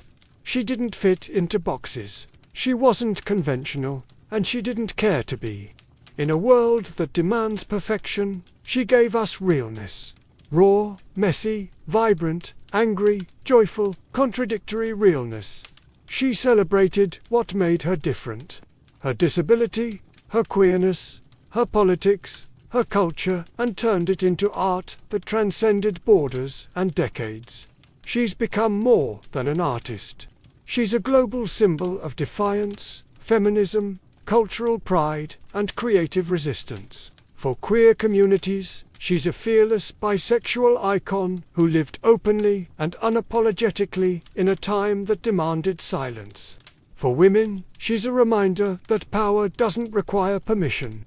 For disabled artists, she's proof that pain can fuel the brush, not stop it. And for Mexico, she's a daughter, reclaimed, fierce, folkloric, and forever part of the national soul. Her paintings, once dismissed as too strange or too personal, are now among the most revered in the world. Works like the two Frida's self-portrait, with thorn necklace and hummingbird, and the broken column, aren't just seen. They're felt deeply by anyone who has ever suffered and needed to turn that suffering into something sacred. She lived in the margins and turned them into center stage. She embraced contradiction, a communist who wore gold, a woman betrayed who loved again, a body in pieces with a soul unbreakable, and, through it all, she painted, not just with color, but with conviction. Frida Kahlo never asked to be a symbol. She simply told the truth about herself. And in doing so, told the truth for millions of others who had never seen themselves reflected in art before. Now, when we see her face, we see courage, we see color, we see resistance. We see Frida not gone, but immortal. If you've made it this far, thanks for sticking with me through the dust, disease, and drama. Don't forget to hit that like button and subscribe if you haven't already. It really helps the channel grow. And as always, my friends, stay safe, stay curious, and I'll see you in the next one. These were the unsung survivors of history's harshest winters. No royal halls, no roaring fireplaces. Just raw ingenuity, shared warmth, and sheer willpower. When we think medieval, we picture knights and castles. But for most folks, winter was about survival, not celebration. It was less fairy tale, more how do we stay alive till morning. It wasn't just a season. It was a test of endurance that came around every year, like an especially cruel teacher who didn't believe in second chances. Picture this. You're living in a tiny mud and stick hut with walls so thin you could probably hear a bird sneeze from outside. No insulation, no windows, unless you count a small hole stuffed with animal skin. And definitely no thermostat wars with your siblings. The inside temperature of your home was usually just a polite couple of degrees above whatever the weather was doing outside. If it was freezing outdoors, it was politely, slightly less freezing inside. Congratulations, nights were the worst. Darkness swallowed everything. The wind howled like an angry ghost, and the fire in the hearth sputtered pathetically, doing its best, but mostly just roasting the toes of whoever was sitting closest. If you were on the other side of the room, sorry, you might as well have been camping outside with worse snacks. Clothing wasn't much help either. Peasants didn't own fancy fur coats or goose-down blankets. You had a couple of rough-spun wool tunics, maybe a cloak that smelt suspiciously of goat, and a hope that layering them would turn you into some kind of human onion. Spoiler, it didn't really work. And forget about snuggling under soft quilts. Beds were often nothing more than sacks stuffed with hay or straw, maybe with a few old rushes thrown in for good measure, and bonus, some fleas for extra company. Luxury, thy name is medieval peasant life. The cold wasn't just uncomfortable, it was dangerous. Frostbite, hypothermia, and general freezing to death were constant risks, especially for young children and the elderly. Every morning that you woke up still breathing was considered a minor miracle and honestly worth celebrating. Maybe with a slightly less frozen turnip for breakfast. So yes, surviving a medieval winter wasn't about comfort. It was about gritting your teeth, piling on every piece of cloth you owned, huddling with your livestock, and praying you didn't wake up with icicles hanging off your eyebrows. And the real adventure, it was just beginning. If you think your apartment is drafty because the window doesn't close properly, medieval peasants would like a word. Their homes weren't just drafty, they were basically very enthusiastic wind tunnels with a roof. Most peasant houses were what historians politely call well and daub construction. Translation: sticks crisscrossed like a giant basket, smeared with a charming mixture of mud, straw, and animal dung. Yes, dung. They weren't trying to be gross. Dung was a cheap, sticky insulator. Plus, it was always readily available, shall we say. These walls, no matter how lovingly smeared, didn't stand much chance against a proper winter storm.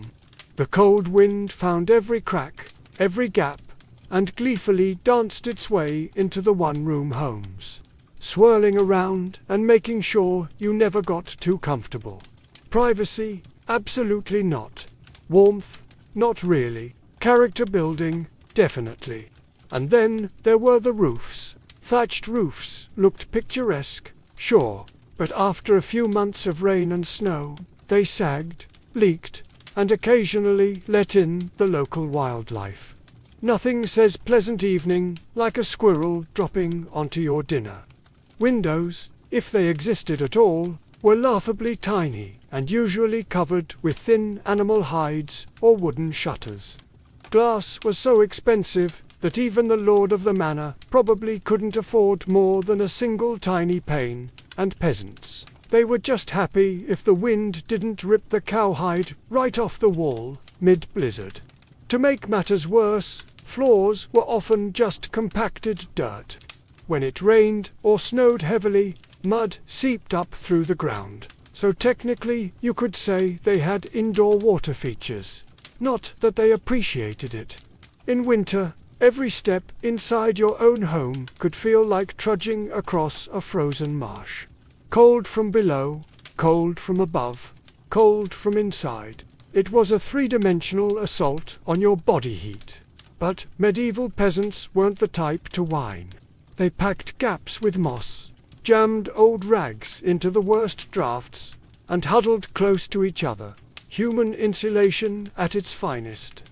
Creativity, stubbornness, and a bit of sheep grease rubbed into the walls were often the only thing standing between them and becoming medieval popsicles. Because if your house was falling apart and your best protection against the elements involved mud and goat hair, well, at least you could laugh about it. Sort of, if your teeth weren't chattering too hard. As if the freezing air wasn't enough, medieval peasants also had to battle a silent enemy rising from below. The frozen ground itself. Floors weren't really floors back then. They were just slightly flatter patches of earth inside your home. Maybe, if you were lucky, someone had thrown down some straw or old rushes to give you the illusion of comfort. But make no mistake, you were sleeping one insulted back away from the cold, hard dirt. And oh, that cold was relentless. It seeped up from the earth like an evil little ghost, worming its way through the straw, into your bones, and straight into your very soul. If you dropped anything onto the floor during a winter night, congratulations. It was now part of the pattern. Medieval peasants tried to fight this grim battle in a few ways. One method was layering thick mats of straw across the floor, if you could afford it. Or, more realistically, if you could steal enough of it from your neighbor's field without getting caught, you might have a decent insulating barrier. But straw flattened fast, got moldy even faster, and added an extra crunchy soundtrack to your already miserable nights. Some homes layered dried rushes onto the dirt instead. Every so often, they would throw fresh rushes on top without cleaning out the old ones.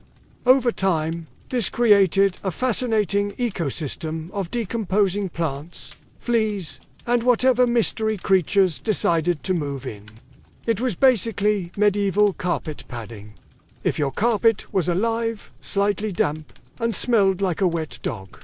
Beds, for those who had them, didn't solve much. They were usually little more than wooden frames packed with, you guessed it, more straw or hay. Instead of cozy mattresses, you had poking, shifting, crunchy layers that did little against the cold radiating from below. Tossing and turning wasn't about comfort. It was a desperate, awkward dance to keep blood flowing and avoid freezing one side of your body. The truth is, medieval peasants didn't conquer the icy ground so much as learn to live uncomfortably above it. A good night's sleep wasn't about dreams or softness. It was about waking up with all your toes still attached. And if you could pull that off, hey, you were doing better than most. If medieval homes had a single hero during winter, it wasn't the roof or the walls, or even the brave layers of dirt and dung insulation. It was the hearth, a crackling, stubborn fire pit that served as the only real defense against the cold, the darkness, and the general gloom of medieval life. At the center of nearly every peasant home was a simple fire. No fireplace with a fancy stone mantel, no neat chimney sweeping the smoke skyward. Instead, you had a basic pit or pile of stones, some half-burned logs, and enough smoke pouring into the room to make you wonder if you were slowly becoming a ham. That's right, most homes didn't even have chimneys. Smoke just kind of did its best. It drifted out through small holes in the roof, cracks in the walls, or right into your lungs if it was feeling lazy that evening. It wasn't ideal for breathing or your overall lifespan. But on the bright side, it did a great job of fumigating fleas and other unwanted guests. Who needs pest control when you're marinating in smoke 247? The hearth wasn't just about warmth, either. It was the kitchen, the light source, and sometimes even the medieval version of a television. People sat around the fire telling stories, gossiping, or just staring into the flames because, frankly, there wasn't much else to do after sunset. Keeping the fire alive wasn't just a nice idea. It was mandatory. Letting the fire die out at night was like putting up a sign for the cold to come in and finish you off. Plus, reigniting a fire in winter wasn't as easy as striking a match. You had to work with flint, steel, kindling, and more prayers than you'd ever offered before. Everyone in the family had a duty. Stoking the flames, watching the embers, adding peat, sticks, or, if you were lucky, a precious piece of dry wood. It was a constant battle between human persistence and the smothering cold that wanted nothing more than to snuff you out. The hearth didn't guarantee survival, but without it, survival was downright impossible. It was a smoky, sputtering, often disappointing little fire. But, in a medieval winter, it was the beating heart of hope. If there was one thing medieval peasants feared more than running out of ale, it was letting the fire go out overnight. Without that warm, flickering lifeline, the cold would creep in faster than a tax collector after harvest. And in the dead of winter, restarting a fire from scratch wasn't just inconvenient. It could be deadly. Matches didn't exist yet. Lighters, dream on. Rekindling a fire meant striking flint and steel together, praying for a single precious spark, and then coddling that spark with tender love and whatever dry kindling you hadn't already burned days ago. Imagine trying to do all this in the freezing dark, half asleep with frozen fingers. Now add a hungry wolf howling in the distance for extra motivation. So peasants got smart. They banked the fire. No, not in a cozy savings account. Banking meant carefully burying the embers under a mound of ash right before bed. The ash acted like a blanket, insulating the glowing coals and keeping them alive, just barely, until morning. If you did it right, you could stroll over at sunrise, poke the pile a little, add fresh wood, and boil a fire without the frostbite. But if you did it wrong, well, let's just say mornings got a whole lot colder and a whole lot grumpier. Firebanking was an art passed down from parent to child like a prized family recipe. Everyone had their own little secrets. Some said use dry ash only. Others insisted a bit of dampness was key. Some packed the embers tight, others let them breathe. You could practically start a medieval argument just by suggesting a better firebanking method. It was the ancient version of arguing over barbecue techniques, just with slightly higher survival stakes. Sometimes banking the fire wasn't enough. A howling wind might sneak through a crack and snuff it out anyway. Or a clumsy sheep might stumble into the hearth. Yes, it happened. That's why some families took turns getting up in the night to check the coals. Basically, the medieval equivalent of sleepwalking to the thermostat. In the end, firebanking was less about mastering nature and more about buying just a few more precious hours of warmth. And if you woke up to even a single surviving ember, that was your victory right there. And enough to face another day of battling the cold. In medieval times, the phrase, "the more the merrier," wasn't just about parties. It was a winter survival tactic. When the fire sputtered and the freezing winds whistled through every crack, there was one surefire source of warmth. Each other, and if that meant sleeping cheek to cheek with your entire family, neighbors, livestock, and possibly a very confused goose, so be it. Forget about personal space. Privacy wasn't even a concept. On the coldest nights, the goal wasn't comfort. It was, don't wake up frozen to the floor. Entire households piled into the warmest corner of the house, wrapped in whatever scraps of cloth they could find, and formed what could best be described as a desperate, snoring human lasagna. Younger kids squeezed in between parents, grandparents snuggled under the outer layers, and if Cousin Ethel showed up unexpectedly, well, there was always room for one more. If you were lucky, you got to sleep in the middle, where body heat radiated from all sides. If you were unlucky, you were on the edge, the medieval equivalent of sleeping next to the door of a meat locker. And woe to the person who moved too much during the night. You shift once to get comfortable, and suddenly you've knocked Aunt Maud into the freezing draft by the wall. Congratulations, you're now the family villain. Sometimes even bedding was shared. A communal straw mattress that slowly flattened under the nightly weight of multiple generations. And because hygiene wasn't exactly winning any awards back then, let's just say it wasn't the most fragrant sleeping arrangement. But hey, when it's you versus frostbite, you stop being picky. Body heat wasn't just nice, it was strategic. Some medieval guides even recommended deliberately arranging the strongest, warmest people on the outside of the group, like human shields against the cold. Babies and frail elders were tucked deep in the center, treated like the precious little heat generators they were. This wasn't just about survival, though. Over time, it became part of daily life, part of family bonding.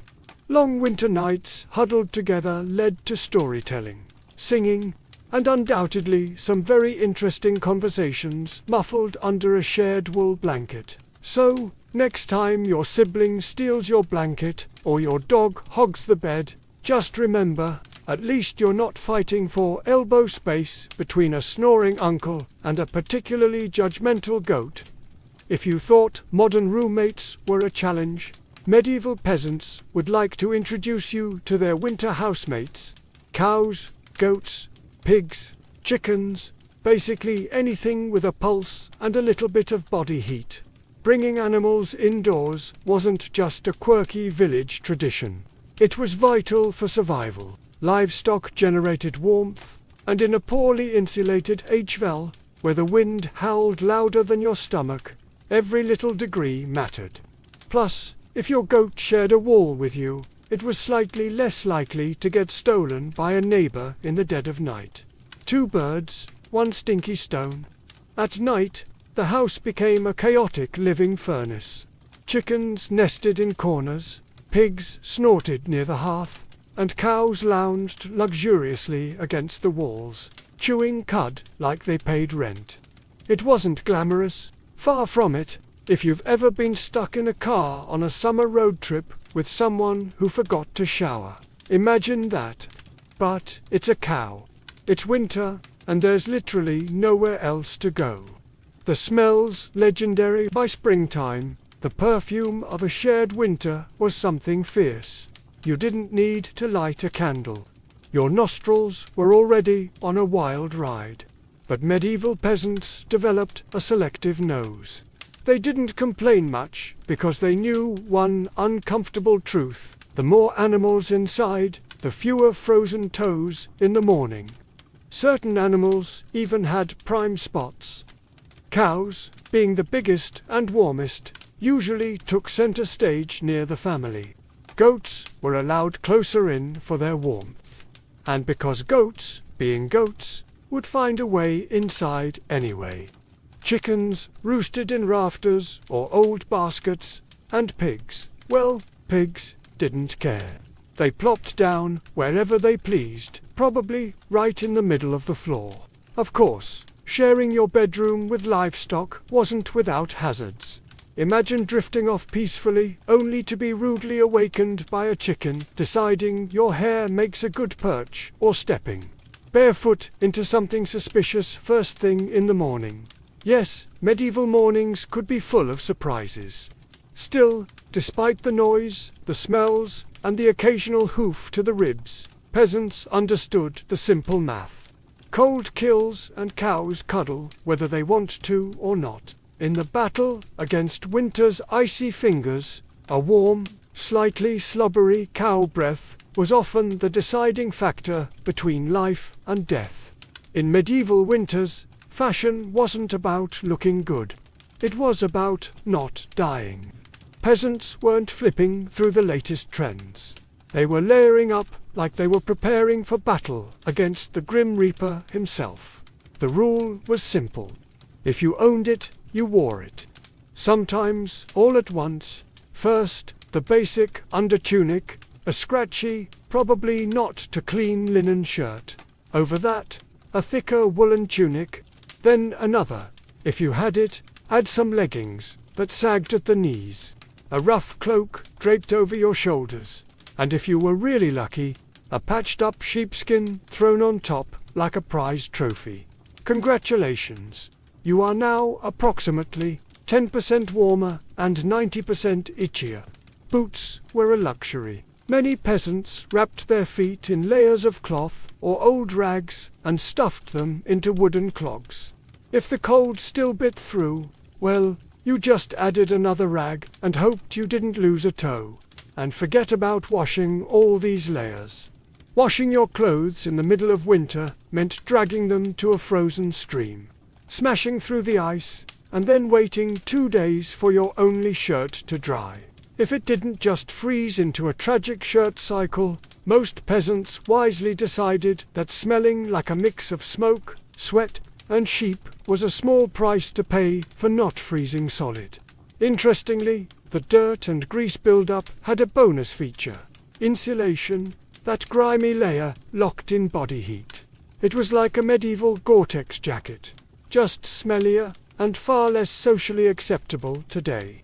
Hats, scarves, and gloves were prized treasures. A simple woolen cap could mean the difference between making it through the night or waking up with hair frozen to the wall. Gloves were often homemade from whatever scraps of leather or fabric people could scavenge, sometimes looking more like sad puppet costumes than anything fashionable. Children were especially swaddled until they resembled overstuffed turnips, waddling awkwardly around the house. The goal was to trap as much precious body heat as possible. Style, elegance, never heard of them. Warmth was the real medieval flex. So the next time you complain about layering up for a chilly day, just remember medieval peasants walked around wearing half their wardrobe at once, looking like lumpy laundry bags and counting themselves lucky for it. In the medieval peasant playbook, dirt wasn't just something you scrubbed off. It was practically a survival tool. As it turns out, getting grimy wasn't a sign you'd given up on life. It was tactical, strategic, dare we say, genius. See, winter posed a very specific problem. Heat loss. Clean clothes, especially freshly laundered linen, were surprisingly terrible at keeping you warm. They were breathable, sure, but when the air temperature hovered somewhere between hypothermia and instant regret, breathable wasn't exactly a selling point. That's where dirt came in. As peasants trudged through day after day without washing their clothing, layers of grime, natural body oils, and good old-fashioned mud began to build up on their tunics, cloaks, and leggings.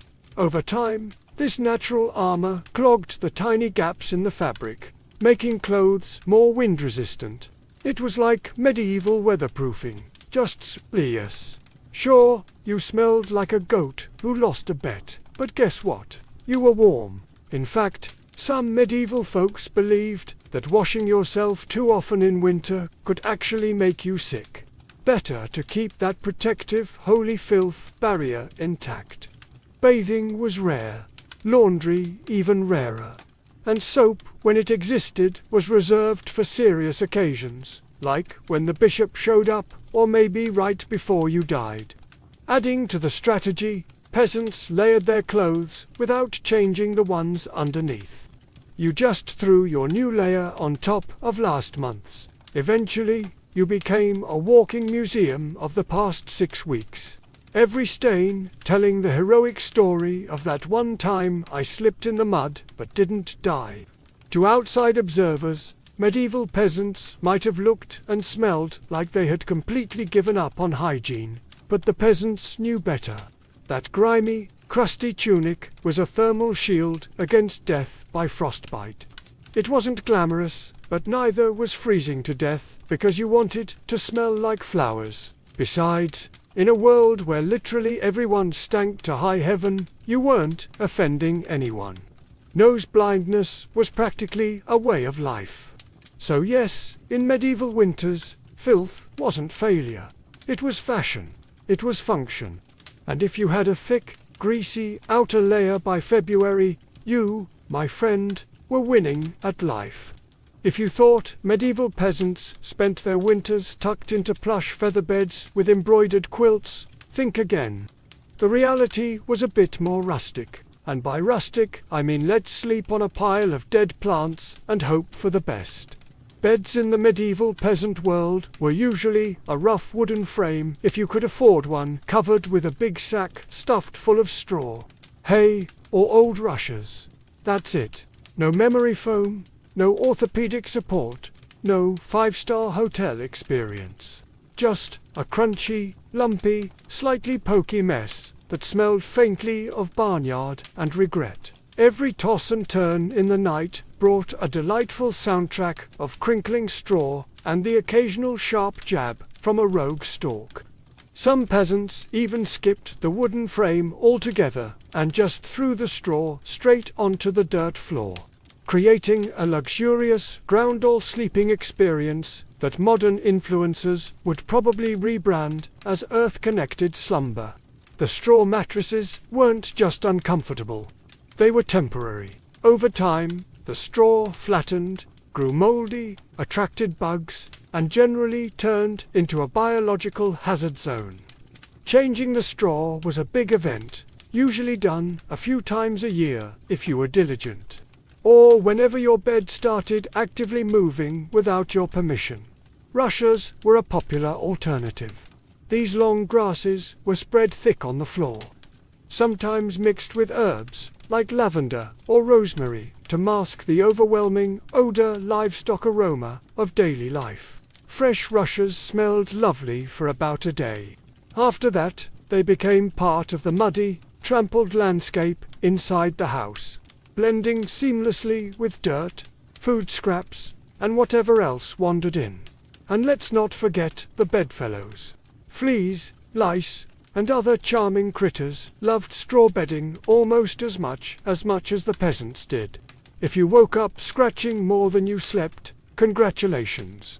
You were living the authentic medieval experience. Despite the hardships, these humble beds were lifesavers. Piles of straw provided a crucial insulating layer against the frozen earth, and clumping together atop them created pockets of shared body heat. Medieval central heating at its finest. So next time you sink into your soft, supportive mattress, just remember, somewhere out there a medieval peasant is looking down at you from history, grinning through a mouthful of missing teeth and saying, "Must be nice."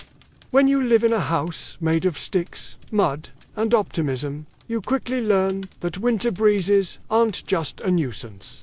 They're personal attacks. Medieval peasants didn't just fight the cold from the outside. They fought it from inside their own homes, armed with nothing but whatever they could cram into the cracks.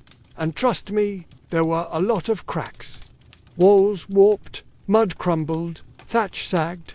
The cold seemed to find new places to sneak in every night, like a mischievous poltergeist with a grudge. Sealing up the house became an art form. Peasants stuffed gaps with moss, straw, scraps of old cloth, bundles of dry grass, and sometimes even animal hair. If it was soft, squishy, or vaguely insulating, it was jammed into a hole somewhere. Some particularly determined souls daubed extra layers of mud and dung over the outside of their walls as an annual winter project. Imagine standing there in freezing weather, slapping cold manure onto your own house while muttering, "This is fine. This is luxury." Because, in a way, it was. Roof leaks were another battlefield. Thatch, while cheap and plentiful, wasn't exactly waterproof, especially after a few seasons of rain and snow. Peasants would plug holes in the roof with spare bits of cloth, bundles of reeds, or in moments of true desperation, chunks of turf stolen from the nearest field. Every home eventually started to look like a slightly sad patchwork quilt made by someone who gave up halfway through. Doors, windows, if you had them, you were lucky. But even then, they were little more than wood planks hung by iron nails and sheer stubbornness.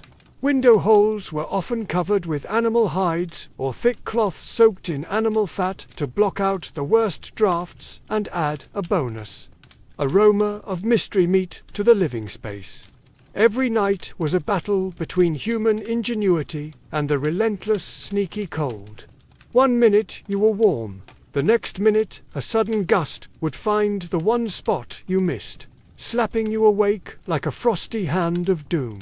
Yet somehow, through cleverness, stubbornness, and a refusal to accept, slightly frozen, as a permanent state of being, medieval peasants patched, stuffed, and muddled their way through the worst winters nature could throw at them, one muddy handful at a time.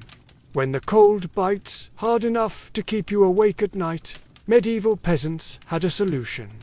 Don't even try to pretend everyone's sleeping at once. Instead, they developed a survival strategy that today would make any military commander proud: sleeping in shifts. It wasn't some grand organized system with whistles and roll calls. It was far simpler and much more desperate. Half the household stayed awake, tending to the fire and patching up stray drafts, while the other half curled up under threadbare blankets and hay, trying to catch a few precious hours of half-frozen sleep. The fire needed constant attention. Left alone, it would die down, and restarting it, remember, was about as easy as getting a stubborn donkey to dance. So, someone had to be on ember patrol. And since no one wanted to get up once they were finally warmish, families rotated shifts. You dozed for a few hours, got elbowed awake, then stumbled over to the hearth to poke, prod, and cursed the fire back to life while trying not to step on a goat.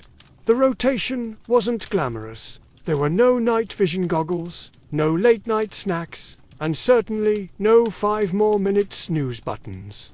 Just stiff joints, heavy eyelids, and a growing resentment toward whoever snored loudest during your shift. Children old enough to hold a stick were pressed into service. Learning early that in winter everyone pulled their weight or froze, trying. Grandparents sometimes stayed by the fire longer, both because of their experience and frankly because arthritis made lying down and getting up again a monumental event.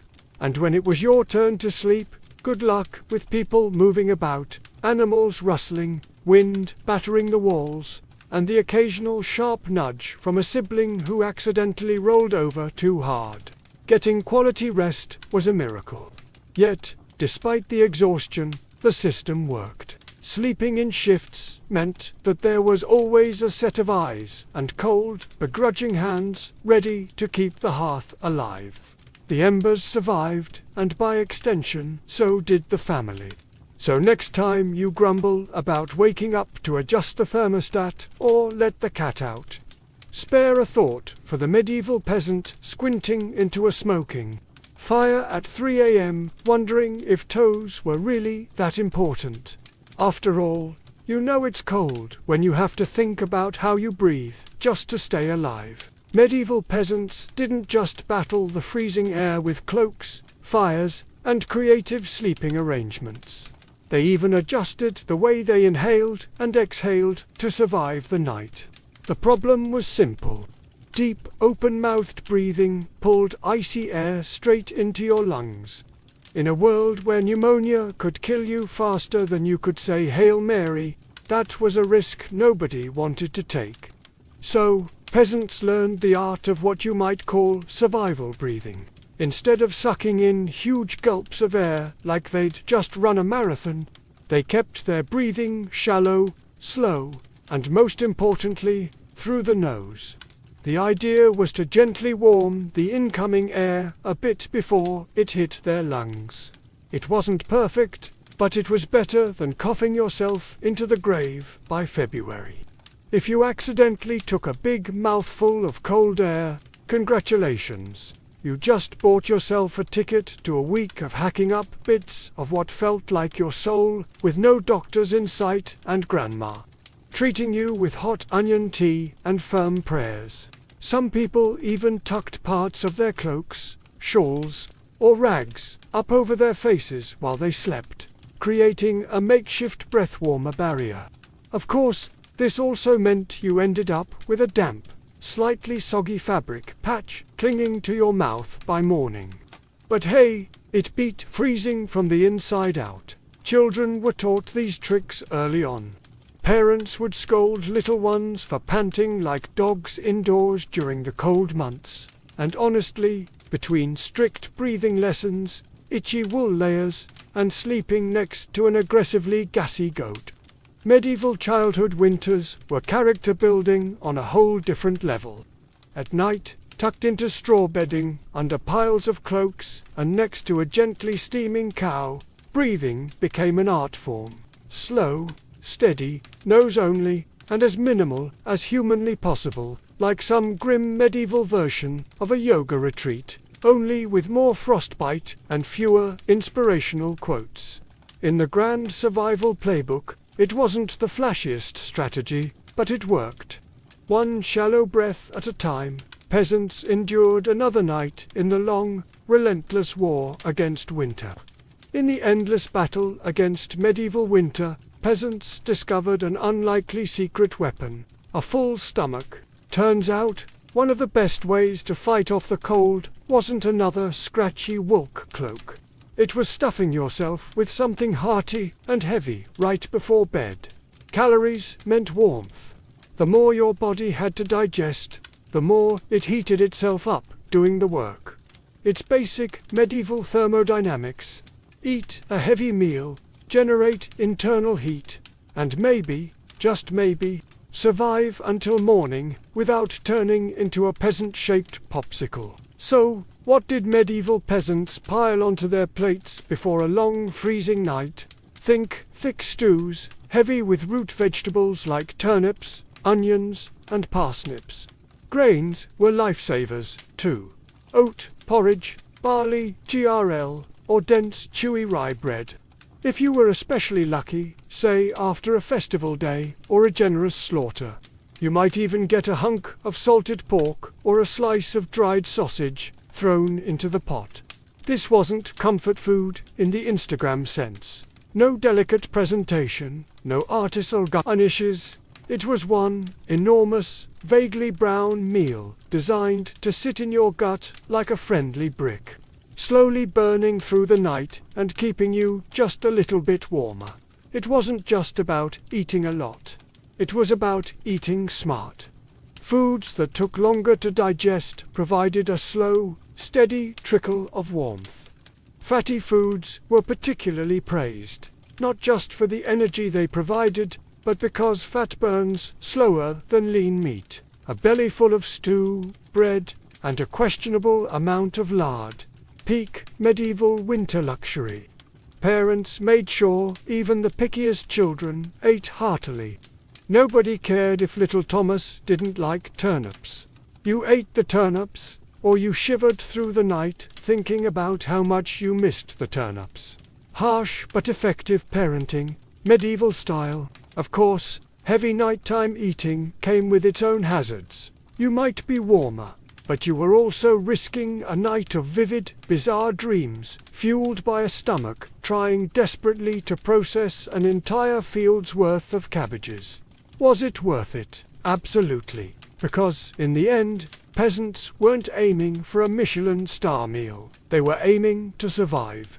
And if that meant going to bed full, bloated, and breathing gently through your nose next to a steaming cow, well, that was just another night in the ongoing quest to see another frosty sunrise. Long before electric blankets and fancy heated mattress pads, medieval peasants had to get creative if they wanted a little extra warmth at bedtime.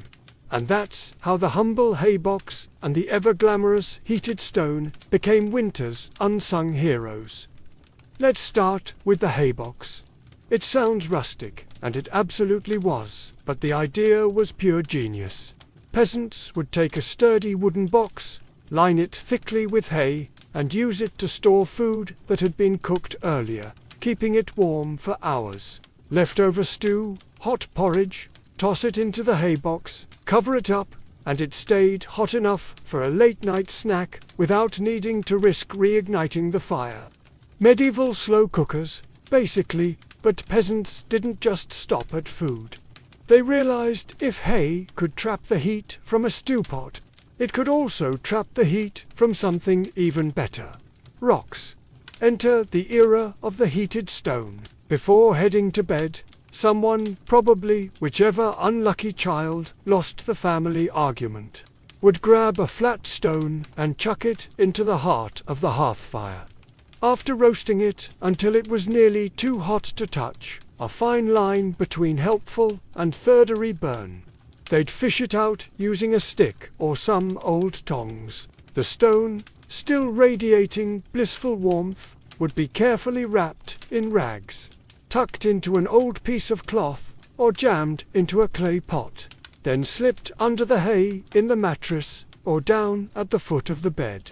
A medieval heating pad ready to do battle against the frozen earth. Of course, there were risks. If you didn't wrap the stone properly, congratulations. You now had a small localized house fire, and if you dropped it on your foot, well, let's just say winter injuries weren't always caused by slipping on ice. But when everything went right, that stone provided precious, comforting warmth that could last for hours.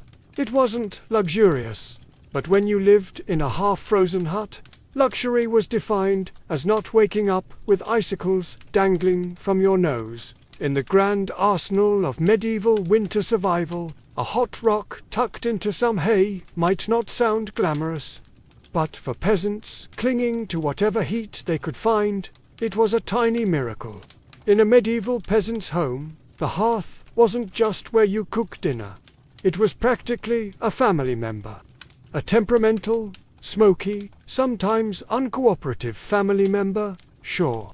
But still absolutely essential to survival, especially when it came time to sleep. The closer you were to the fire, the better your odds of waking up unfrozen. That meant sleeping arrangements were less about personal preference and more about strategic positioning. Infants, the elderly, and anyone sick or frail got first dibs on prime real estate. Parents, older kids, and sturdier adults fanned out from their human insulation layers.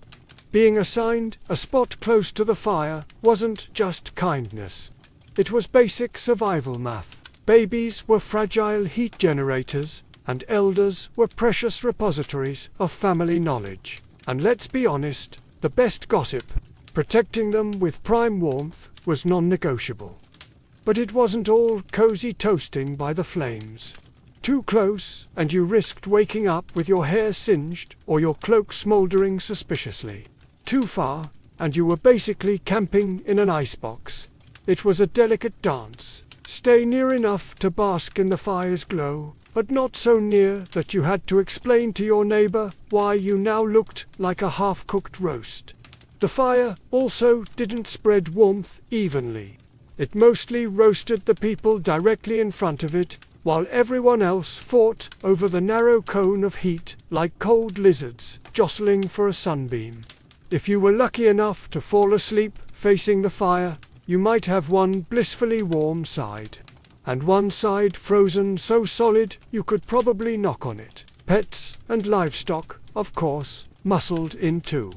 A dog might wedge itself between you and the fire, tail wagging dangerously close to open flame.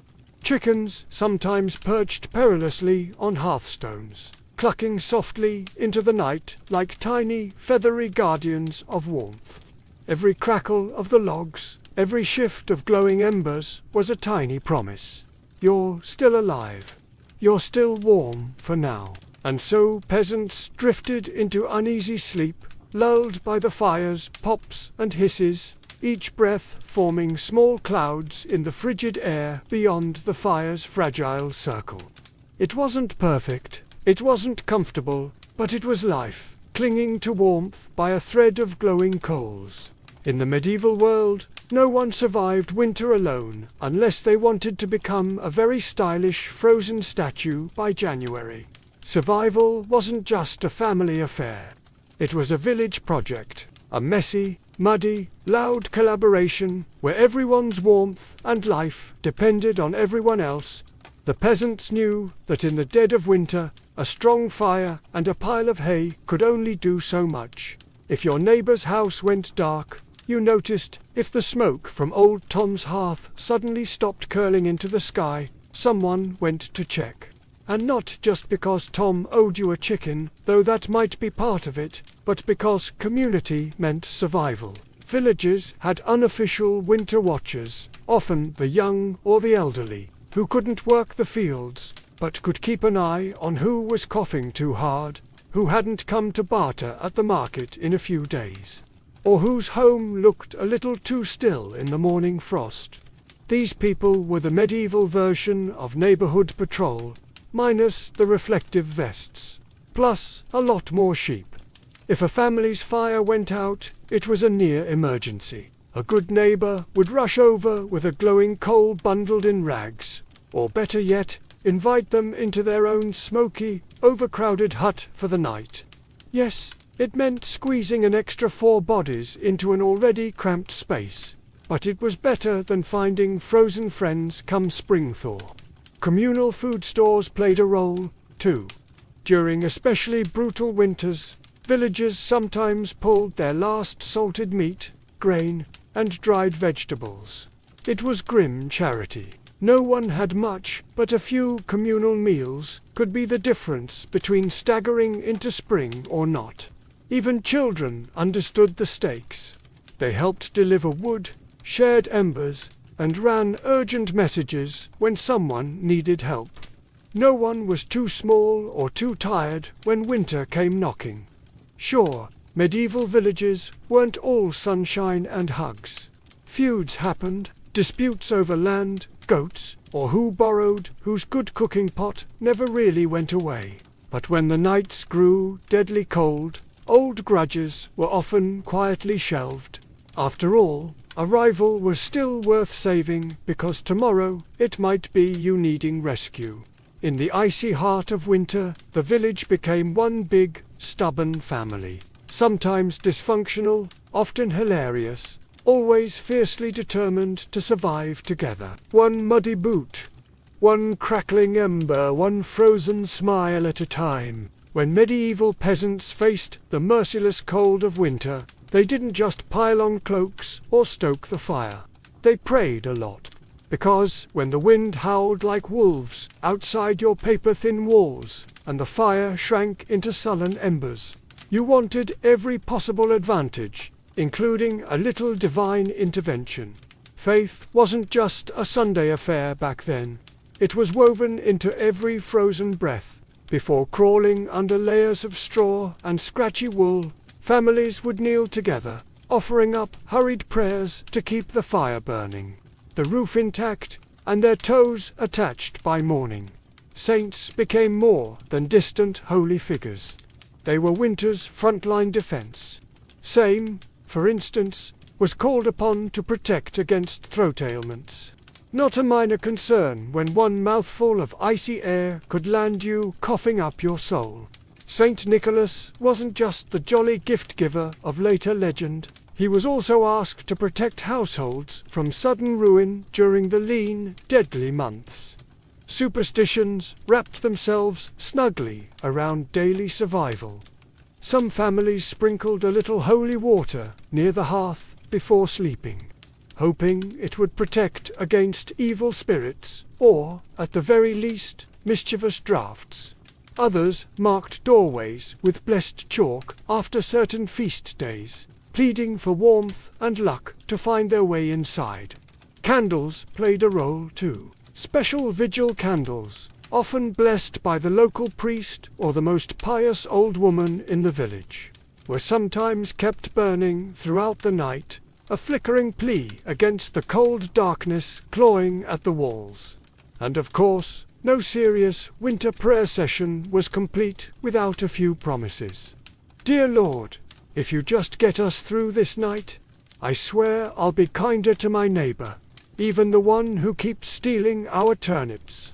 Faith wasn't some abstract comfort. It was a daily, urgent conversation. The peasants weren't asking for luxury, just survival. A little heat, a little food, and one more day to muddle through until spring broke the frozen grip on their tiny villages.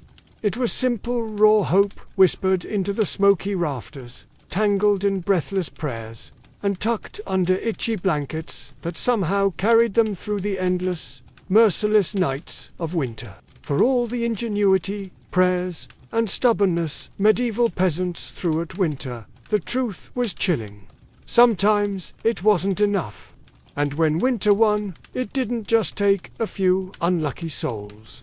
It took entire families, whole villages, vanishing them into silence beneath a heavy shroud of snow and ice. Some winters were particularly cruel, like the infamous Great Famine winter of 1315, when rains destroyed crops, livestock starved, and freezing temperatures turned an already brutal existence into a slow, grinding disaster. People were so desperate that stories whispered of eating shoe leather, bark, and in the most horrifying cases, each other. Failure to keep the fire alive wasn't just an inconvenience. It was often a death sentence. Without the hearth's meager warmth, families huddled together for the final time. Neighbors would sometimes stumble across whole households in spring, bodies still locked in one another's frozen embrace, as if trying to share just a little more heat until the very end. Houses themselves could collapse under the weight of heavy snow or battering ice storms. A roof giving way in the middle of a frozen night wasn't just catastrophic, it was often fatal. Dragging yourself through thigh-deep snow to beg shelter from neighbors wasn't a guarantee either, especially if those neighbors were already stretched to the breaking point. Disease loved the cold, too. Starvation weakened the body, and cramped, smoky homes turned into breeding grounds for pneumonia, bronchitis, and other deadly infections. A simple cough in December could easily be a funeral by January. And then there was the quiet horror, frostbite. Fingers, toes, even ears blackened and died while still attached to their owners. Some villagers survived winters at the cost of their limbs, a grim badge of honor that said, "I made it through, but winter took a piece of me." Yet, what's most haunting isn't just the death, it's the eerie normalcy of it. People accepted that each winter, some among them wouldn't see the thaw. Death wasn't unexpected. It was just another neighbor at the door, wrapped in frost, waiting its turn. Even amid the bitter cold and constant threat, medieval peasants pressed on, stubborn, grieving, clinging to life, because, as long as there was one ember left in the hearth, one breath hanging in the frozen air, there was still a fight worth fighting. When we look back at medieval peasants, those muddy, frost-bitten survivors of endless winters, it's tempting to see only their hardships, the cracked hands, the frozen toes, the smoke-choked huts. But buried beneath all that struggle is something far more powerful. A legacy of raw, stubborn ingenuity and unbreakable endurance. They didn't have central heating, thermal jackets, or cozy memory foam mattresses. They didn't even have the luxury of assuming they'd survive until spring. But what they did have, and what they left behind, was the blueprint for resilience. Every hasted mattress, every hand-banked fire, every moss-crammed wall gap was a testament to human creativity under pressure. Faced with impossible odds, they didn't collapse in despair. They adapted. They learned from the land, from each other, and from the bitter lessons carved by each brutal winter. Their communities were built on more than shared land. They were built on shared survival. They taught each other to watch over the sick, to pull resources when food ran low, to trust that helping a freezing neighbor today meant someone might help you tomorrow. They lived by the understanding that no one beats winter alone. Their faith, too, was a kind of endurance. They wove prayers into their daily lives, not just out of fear, but out of hope. Fragile, stubborn hope that tomorrow might be a little warmer, a little brighter. Hope that after 100 dark nights, spring would come again and life would find a way to push through the frozen ground. And somehow it did, because of their sacrifices, because of their unglamorous victories. Surviving one more night, one more storm, future generations thrived. Bit by frozen bit, they pushed humanity forward. Enduring winters their ancestors could barely survive until warmth and comfort became common expectations instead of distant dreams. Their blood, sweat, and ingenuity are stitched invisibly into the lives we live now. Every cozy blanket, every warm house, every lazy winter evening spent sipping tea under soft lights, all of it is the end result of countless medieval peasants refusing to give in to the cold. So the next time the wind howls outside your double-pond window, maybe spare a thought for them. The nameless, fearless ones who turn shivering survival into a living legacy. One ember, one breath, one stubborn heartbeat at a time. Anne Boleyn didn't come into the world with a crown on her head or armies at her feet. Born around 1501, likely at Blickling Hall or Here Castle, she was the daughter of Thomas Boleyn, an ambitious diplomat, and Elizabeth Howard, a noblewoman with powerful family ties. In the grand scheme of Tudor society, Anne's birth barely stirred a ripple. Yet from these modest beginnings, something extraordinary was taking root. a life that would one day tilt the course of English history. From an early age, Anne was set apart not by her wealth, but by her mind. She was clever, spirited, and by all accounts, magnetic. Recognizing her potential, her family sent her abroad to the continent, where her education truly began. First, she served Margaret of Austria in the glittering court of the Netherlands, an experience few English girls could dream of. There, Anne absorbed the art of diplomacy, refined manners, and a subtle dance of European politics. But it was in France that Anne's brilliance was truly polished. She spent years in the sophisticated courts of Queen Claude and Queen Marguerite of Navarre, learning the language of influence, elegance, flirtation, wit. While other young women perfected their embroidery, Anne mastered conversation, intrigue, and the art of commanding attention without ever seeming to seek it.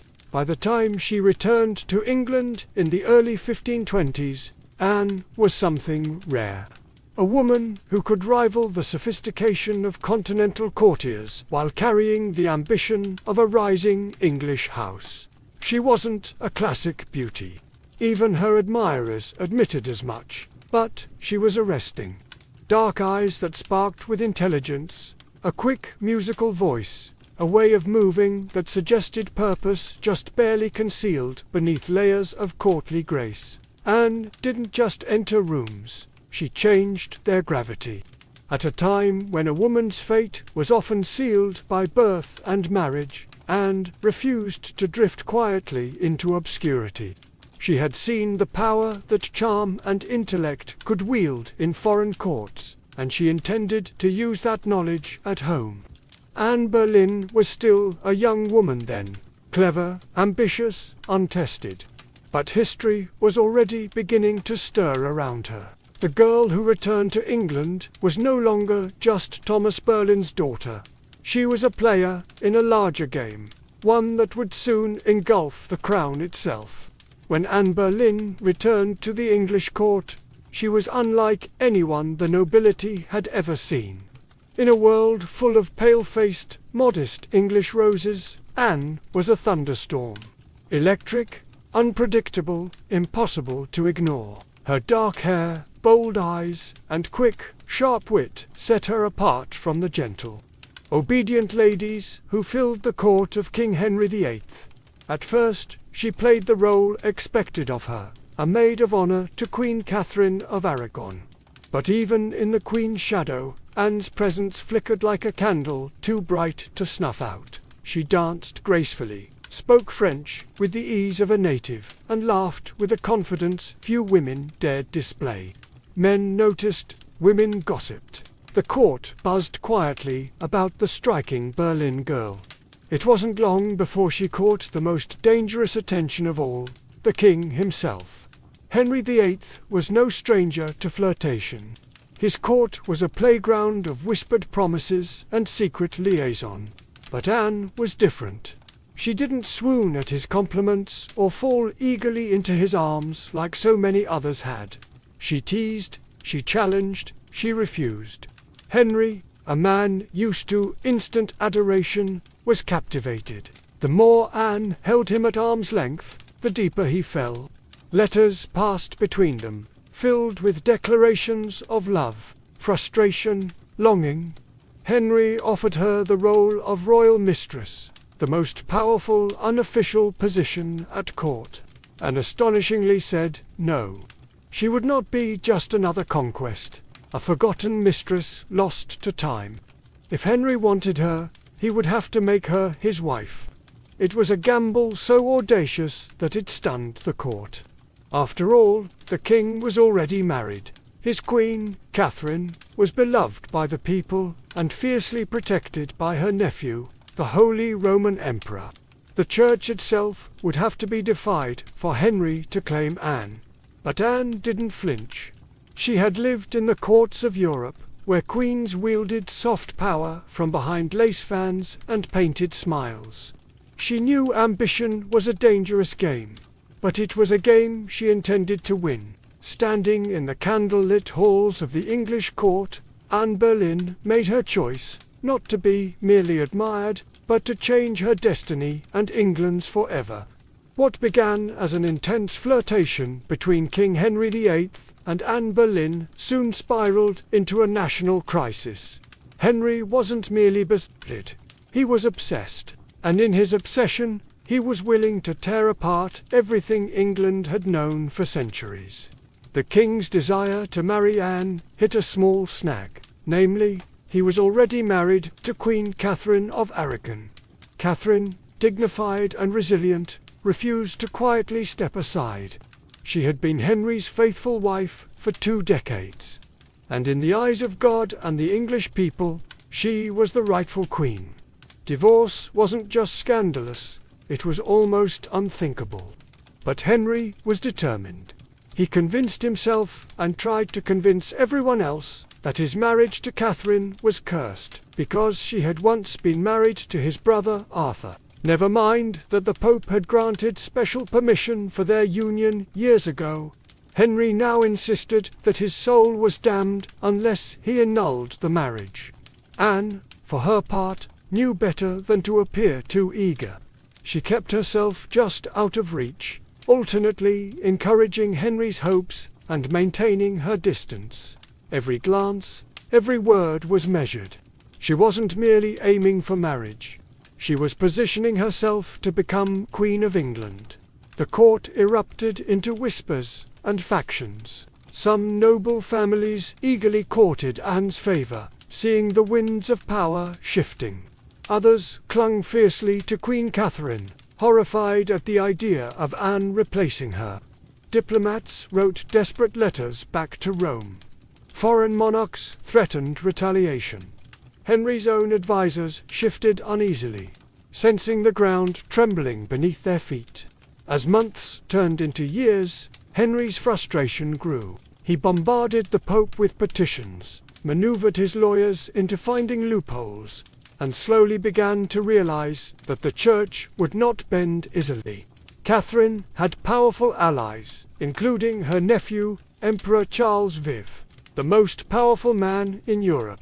Still, Henry pressed on, defying advice, tradition, and increasingly the law itself.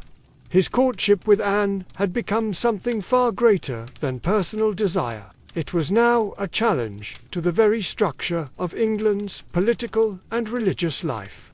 Anne wasn't just capturing a king's heart. She was dragging an entire kingdom into uncharted waters. A dangerous game had begun, and there could be no turning back. After nearly 7 agonizing years of maneuvering, scandal, and diplomatic chaos, Anne Boleyn's gamble paid off. In January 1533, she secretly married Henry VIII, a bold move given that he was still technically married to Catherine of Aragon in the eyes of the Pope and much of Europe. By June, Anne was crowned Queen of England in a lavish ceremony at Westminster Abbey. It should have been the crowning moment of her life. But the atmosphere was far from universally joyful. The people of London watched with weary eyes. Some cheered, others muttered prayers for Queen Catherine. Many wondered if this new queen, with her French manners and daring spirit, was a blessing or a curse. Anne entered her queenship not as a beloved figure, but as a storm.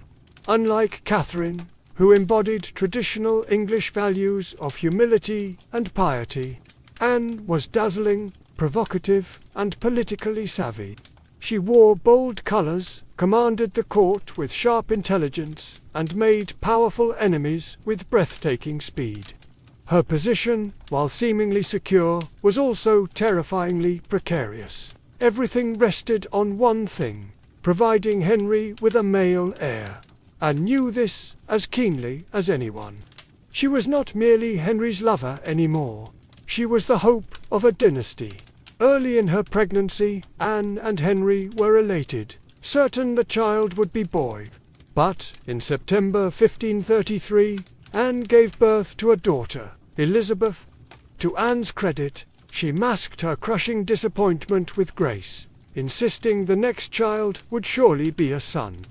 Henry, however, was less composed. His eyes, once full of adoration, now flickered with doubt.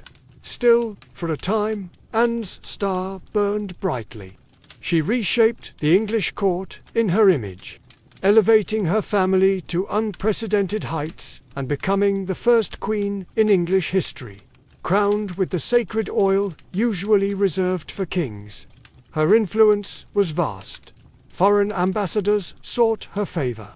Couriers reshuffled alliances to be in her good graces. The once obedient Henry began moving England officially away from Rome, creating the Church of England with himself at its head. All so that Anne's crown could not be questioned. Yet, even in her triumph, dark clouds gathered. Friends whispered behind their hands. Rivals circled, waiting, and Henry, fickle and restless, was already beginning to look beyond the brilliant woman who had rewritten the kingdom for him. Anne had won the throne, but keeping it would demand more than charm, ambition, or even love. Anne Boleyn had climbed higher than almost any woman of her time. But the higher you rise, the harder the fall.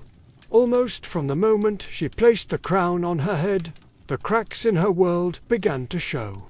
At the heart of Anne's struggles was the pressure to produce a male heir. Her first child, Elizabeth, though bright and healthy, was not the son Henry V had hung his dynastic hopes upon, and the clock was ticking. Anne suffered multiple pregnancies in quick succession, but heartbreak followed. Miscarriages that left her physically weakened and emotionally battered. Each lost child chipped away at the foundation she had built. Henry, once passionately devoted, began to pull away, his disappointment carving rifts between them. Anne, never one to suffer in silence, argued, demanded, fought to keep her place. But Henry, a man who prized obedience as much as beauty, grew tired of her sharpness, her defiance, the very fire that had once drawn him in. Outside the royal chambers, enemies were gathering like wolves. Many nobles who had tolerated Anne's rise with gritted teeth now openly schemed for her downfall. Catherine of Aragon's supporters never forgave Anne for what they saw as theft and sacrilege. Even commoners whispered against her, calling her the Great, blaming her for the schism with Rome and the heavy-handed changes that followed. And then came Jane Seymour. Quiet, demure, everything Anne was not. Jane captured Henry's wandering attention just as Anne's influence began to wane. Where Anne had dazzled him with brilliance and challenge, Jane offered soothing compliance. It was a dangerous shift, and Anne, perceptive as ever, saw it happening. She tried to reclaim her position, lavishing attention on Henry, promising more sons, begging for patience. But the king, ever fickle, had already begun imagining life without the woman for whom he had once torn a kingdom apart. Anne's political enemies, including Thomas Cromwell, once her ally, sensed the changing tide. They began laying the groundwork for a campaign of destruction, quietly gathering accusations, rumors, and witnesses. The woman who had played the dangerous game of ambition so masterfully was now losing ground. Anne had won her crown through cunning and courage. But in the brutal, shifting world of Henry's court, past victories meant little. Only fresh success mattered, and Anne's enemies were sharpening their knives. The queen who had shattered a kingdom would soon see how quickly a kingdom could shatter her. Anne Boleyn's enemies didn't attack her with armies or swords. They came with whispers, secrets, and carefully sharpened lies. In the back rooms of court, betrayal was brewing. Silent, patient, deadly. Thomas Cromwell, once Anne's greatest ally in the English Reformation, had turned against her. Their alliance had been built on mutual ambition, but now their interests clashed. Anne wanted reforms to help the poor and limit the power of greedy nobles. Cromwell wanted stability, favor with Henry, and no interference. Anne's boldness had made her dangerous, and in Henry's fickle heart, Love had curdled into irritation, suspicion, and cold detachment. Anne had few true friends left. Even her charm, once her greatest weapon, now grated against the court's hunger for a gentler, more pliable queen. And Jane Seymour, quiet and calculating, waited just out of sight. The perfect contrast to Anne's fading fire, it was Cromwell who moved first, knowing Henry was restless, knowing that the king wanted an exit, but lacked a convenient excuse. Cromwell offered a solution. What if Anne could be removed, not by divorce, which would humiliate Henry, but by disgrace? The accusations were wild, monstrous, even adultery, incest, conspiracy against the king. Anne, the proud, brilliant queen, painted as a betrayer, a temptress, a threat to the very crown she once redefined. Cromwell carefully gathered evidence, coaxing confessions under torture, twisting courtly flirtations into damning testimony. Several men, including Anne's own brother, George Berlin, were arrested. The charges made little sense.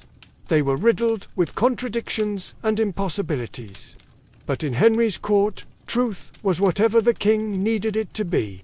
Anne, sensing the tightening noose, fought desperately. She appealed to Henry's memory, to the love they had once shared, but it was no use. The man who had once torn England apart for her now refused to meet her eyes. In May 1536, Anne was arrested and taken to the Tower of London. As the great gate slammed shut behind her, she knew the truth.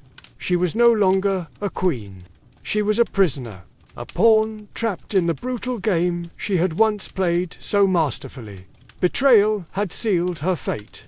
And now, alone in the tower, Anne Boleyn waited for the final move. Anne Boleyn stood in the great hall of the Tower of London, facing a tribunal of nobles, many of whom owed their very titles and fortunes to her rise. Now they sat in judgment, cold and watchful, prepared to erase the woman who had once changed the destiny of England. The charges against her were shocking. Adultery with multiple men, including her own brother, George Berlin, high treason, conspiracy against the king. In another world, such accusations against a queen would have been unthinkable. But here, now, they were simply theatre, a grim performance designed to give Henry VII exactly what he wanted. Anne's downfall wrapped in a thin veil of legality. Anne defended herself with the same fire that had once won Henry's heart. She denied every accusation with intelligence, precision, and an unwavering composure that astonished even her enemies. She reminded them that she had been crowned with sacred oil, chosen by God, and anointed as Queen of England. She reminded them of her loyalty, her sacrifices, her love. But it was all for nothing. The verdict had been decided long before Anne set foot in the courtroom. The trial was a spectacle for the court and for the people, a public unmaking of a once unbreakable woman. Witness after witness, many coerced or bribed, spoke damning words. Dates and places contradicted each other. Evidence was flimsy when it existed at all. But the truth was irrelevant now. Anne was found guilty. Her brother George and the other men accused with her were sentenced to death as well. Anne would be executed by beheading, a merciful sentence compared to the usual traitor's death of hanging, drawing, and quartering. When the verdict was read and did not break, she stood tall, her face pale, but her spirit fiercely intact. In those final moments, before being led back to her cell, she spoke clearly, declaring that she was prepared to die and prayed that God would have mercy on her soul. As the heavy doors of the hall closed behind her, the court exhaled in relief. The storm Anne had been brilliant, dangerous, unforgettable, was nearly over. But even then, they did not understand. They were not erasing Anne Boleyn. They were immortalizing her in betrayal, in tragedy, and in legend. After her trial, Anne Boleyn was returned to the Tower of London, not as the triumphant queen who had once commanded England, but as a condemned prisoner awaiting death. Yet even facing the end, Anne refused to crumble. In the cold, echoing halls of the tower, Anne prepared herself. She spent hours in prayer, kneeling on the hard stone floors, her hands clasped tightly, her voice steady. She confessed to no crimes because she believed she had committed none. She was not afraid to die, she said, but she prayed that her death would bring peace to the kingdom and perhaps mercy to her little daughter, Elizabeth. Her ladies in waiting, those few who had stayed loyal, wept in private. Anne comforted them instead of the other way around. She joked bitterly at times that she would be remembered as a queen who had lost her head. In her dark humour was the stubborn spark that had made her unforgettable. Henry VIII, meanwhile, showed no sign of mercy. He had already turned his attention to Jane Seymour. Even before Anne's execution date was finalized, Henry was arranging his next marriage. For Anne, this final betrayal from the man who had once torn down a kingdom for her must have been the deepest cut. On May 18, 1536, Anne was told she would die the next morning. She slept little that night. Instead, she spent her final hours in prayer, asking God for forgiveness for all who had wronged her, and perhaps for herself, for the ambition and pride that had led her here. Henry, with a flicker of royal kindness, had arranged for a French swordsman to carry out the execution, faster, cleaner, less brutal than an axe. It was a small mercy, bought perhaps more for the king's conscience than for Anne's comfort. At dawn, Anne dressed carefully for her final moment. A dark grey gown of damask, trimmed with fur. A crimson kirt beneath, colours of dignity, of sacrifice. She pinned up her dark hair and tucked it beneath a simple cap, ready to face the blade with grace. As the tower's cold morning mist curled around the courtyard stones, Anne Boleyn, queen, mother, survivor, fighter, stepped forward. There would be no tears, no pleas, only a final act of courage in the face of history's judgment. Her end was near, but her story was just beginning. On the morning of May 19, 1536, Anne Boleyn ascended the scaffold built within the Tower of London's walls. A small crowd gathered. Courtiers, guards, a few witnesses, all wrapped in silence, as if even the stone walls held their breath. Anne stood tall, her grey gown fluttering slightly in the cold morning breeze. She looked thinner than she had at court, her face pale but calm. There were no hysterics, no broken sobs. If anything, she faced death with the same fierce dignity that had once shaken a kingdom to its knees. She spoke briefly, carefully choosing her final words. She did not accuse, she did not defend herself. She prayed for the king's health and prosperity, the very man who had abandoned her. In those final moments, and offered the world not a confession, but forgiveness. Her courage stunned even those who had come to see her fall. The French executioner, brought specially to ensure a swift death, stepped forward. Anne knelt upright, her hands folded in prayer, her eyes lifted toward the heavens. A small white cloth was tied around her eyes. She remained still. The sword flashed once, silent, swift, and Anne Boleyn, queen, mother, history maker, was no more. She was buried quickly in an unmarked grave within the tower grounds, laid to rest in an arrow chest because no proper coffin had been prepared for her. A queen once crowned in gold, now left to vanish without ceremony.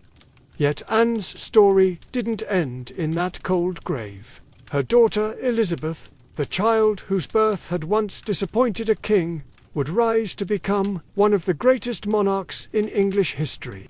Elizabeth I, the Virgin Queen whose reign would see the flowering of English art, power, and global influence. A queen who inherited her mother's fierce spirit, sharp mind, and unyielding resilience, Anne Boleyn changed the course of England forever. Her ambition helped trigger the break with Rome and the birth of the Church of England. Her fall showed the world that even queens could be cast aside. Yet, through her blood, through Elizabeth Anne's legacy, blazed brighter than any crown she had worn in life. In the end, Anne Boleyn won a kind of immortality, not through her survival, but through her indelible impact on history. By the early 1770s, the American colonies simmered like a pot left too long over a roaring fire. The relationship with Britain, once seen as the proud mother country, had soured into resentment, suspicion, and growing fury. It hadn't started with tea. Years earlier, the Stamp Act had enraged colonists by placing taxes on everything from newspapers to playing cards. That was followed by the Townshend Acts, taxing essentials like paper, glass, and paint. Each new law passed thousands of miles away by a parliament in which the colonists had no representation was like another spark landing in dry brush. At first, the anger showed itself in polite petitions and fiery pamphlets. Colonial assemblies drafted formal protests. Merchants organized boycotts. Writers like Samuel Adams and John Dickinson filled newspapers with passionate arguments about liberty and rights. But, as time wore on, frustration deepened into something darker, a slow realization that Britain wasn't listening. Worse, Britain didn't care. Many colonists clung to the hope that if they just made enough noise, if they just reasoned hard enough, Parliament would repeal the taxes. And sometimes they did. The Stamp Act was famously repealed after loud colonial protest. But every small victory was followed by new legislation, new taxes, new insults. It wasn't about the money. It never really was. The taxes themselves were modest by British standards. What infuriated the colonists was the principle. They were being taxed without consent, treated as subjects rather than citizens, ruled like distant possessions rather than partners. Boston, more than any other city, became the beating heart of resistance. The Sons of Liberty, a secretive, fiery group of patriots, grew louder and bolder.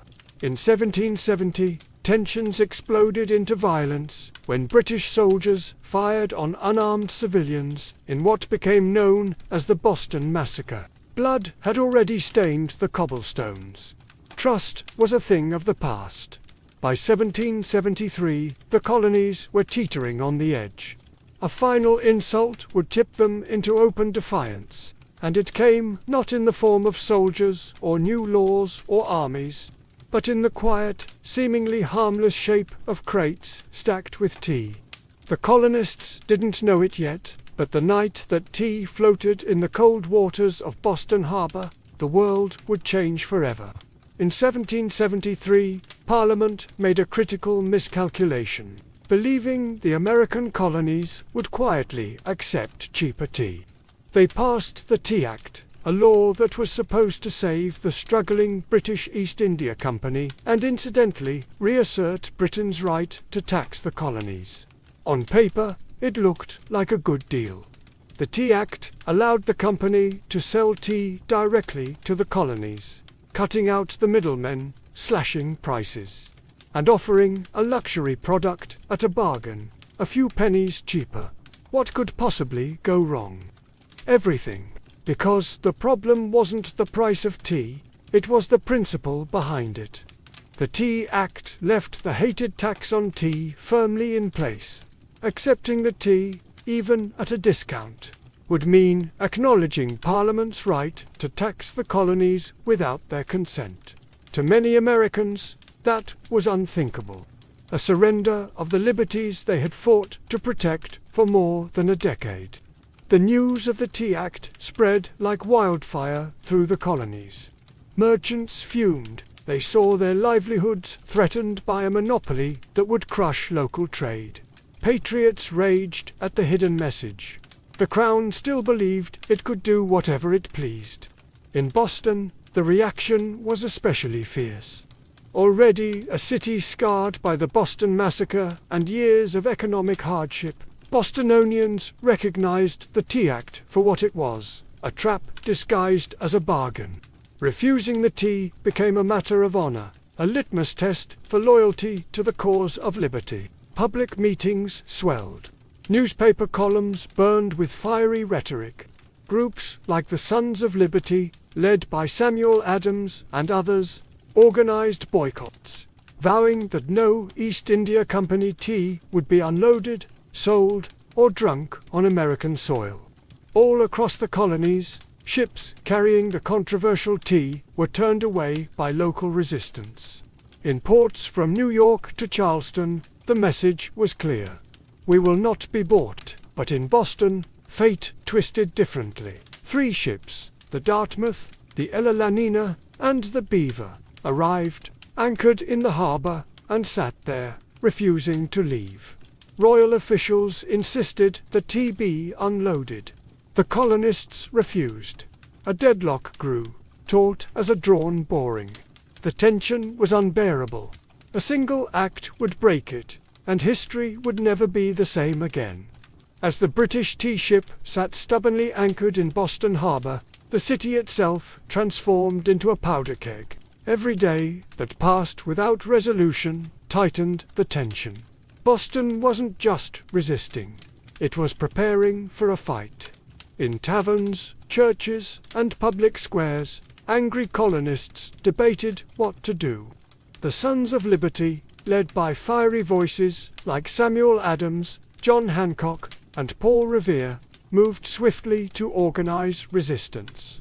They posted public notices calling on citizens to boycott British tea and held raucous meetings that swelled with farmers, artisans, and merchants alike. Each gathering added fuel to the fire. The Old South Meeting House became the nerve center of the resistance. Thousands crammed into the wooden hall, their breath fogging the air, their voices rising in defiance. Here, resolutions were passed, speeches were made, and tempers boiled. Each vote against the unloading of tea was another hammer blow against British authority. But while the people of Boston stood united, the clock was ticking. British law demanded that imported goods like tea be unloaded and the tax paid within 20 days. If the ships remained after the deadline, customs officials would seize the cargo and the tax would be collected by force. The Sons of Liberty understood that once the tax was paid, even under protest, the principle would be lost. It wasn't just about the tea anymore. It was about whether the colonies would accept being treated as subjects without rights, or whether they would stand and fight for their future. Meanwhile, the Royal Governor of Massachusetts, Thomas Hutchinson, dug in his heels. He refused to let the tea ships leave without unloading their cargo, demanding that the law be obeyed. Colonial outrage be damned. To him, backing down meant admitting that mobs, not monarchs, ruled the colonies. Boston's standoff became a spectacle. Every man, woman, and child knew that something was coming. You could feel it in the air, that cold, sharp sense before a storm when the world holds its breath. All it would take was one spark to ignite an explosion.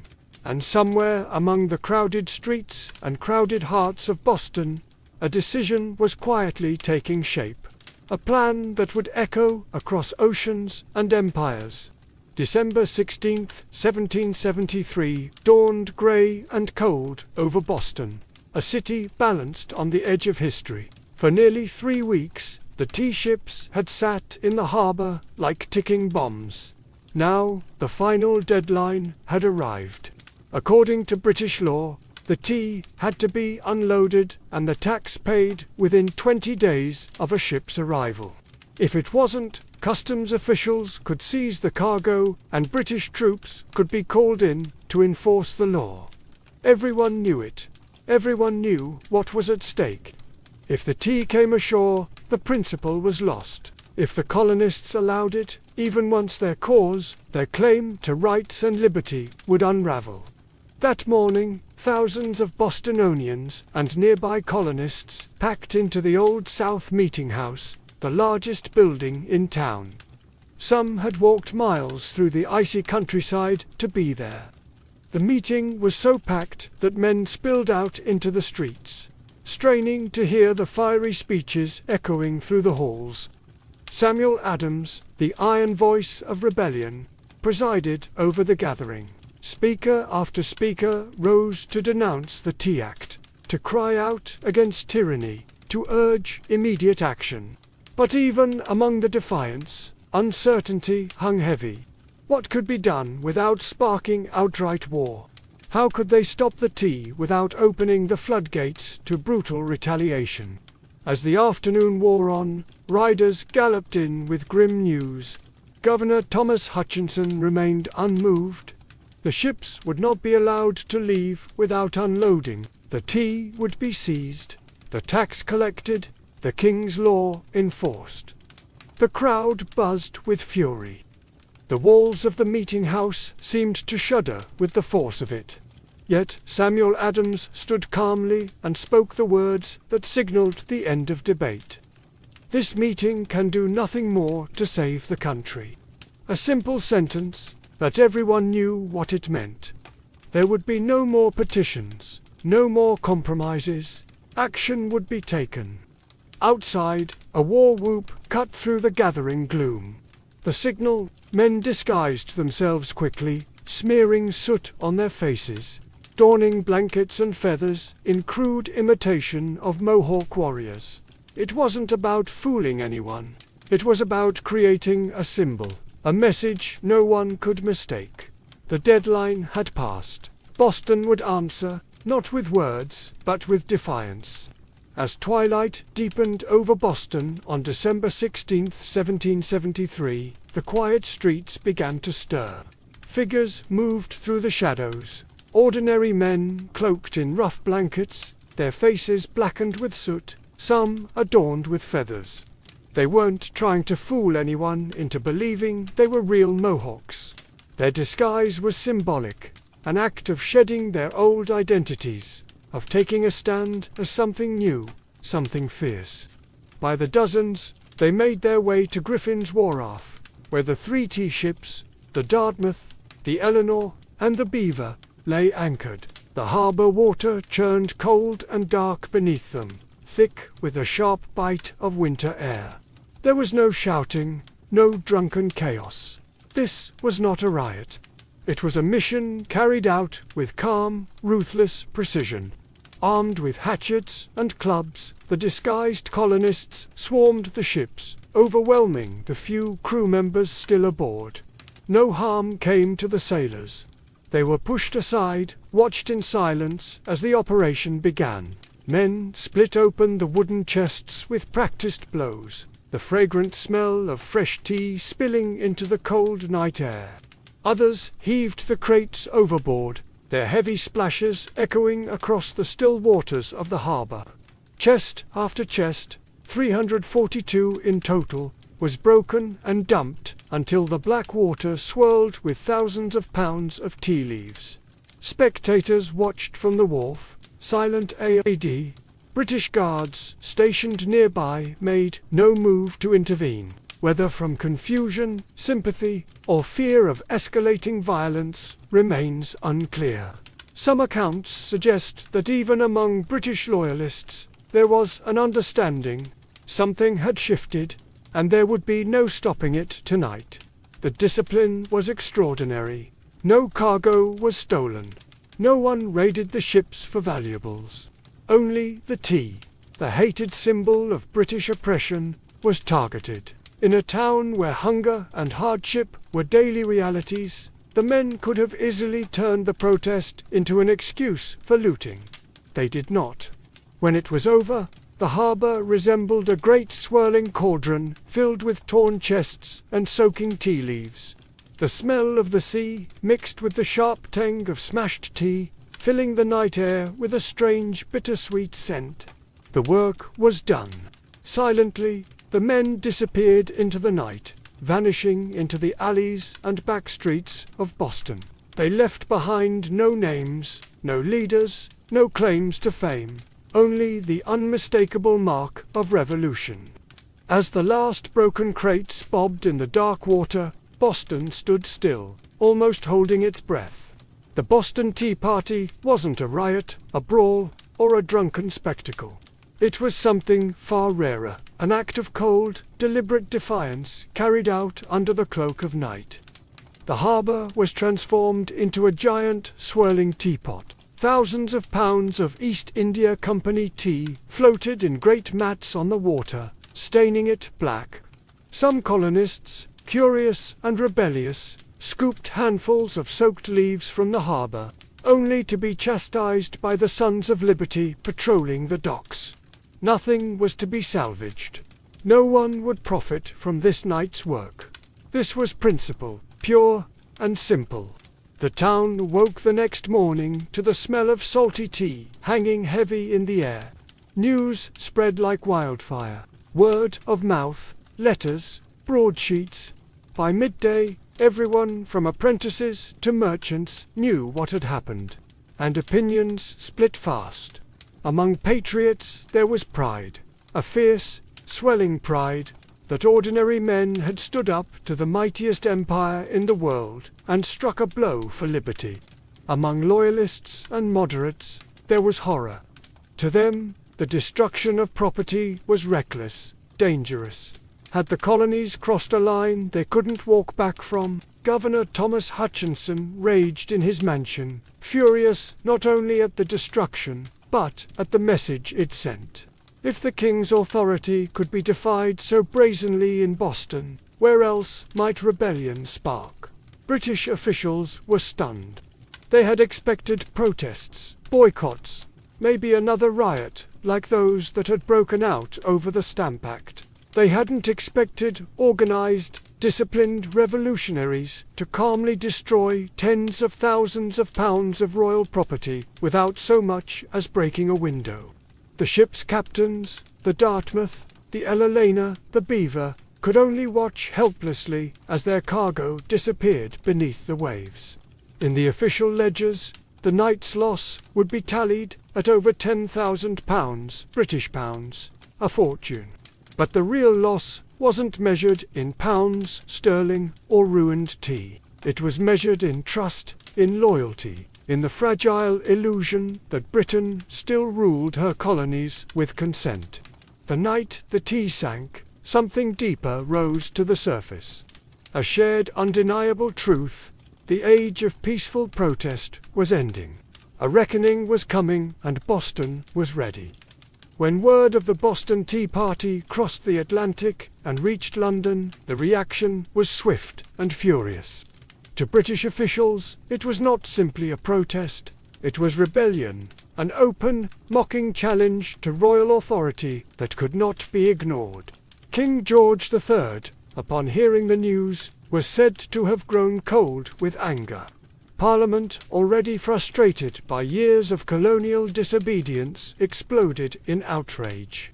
They demanded punishment not just for the city of Boston, but as a warning to all the American colonies.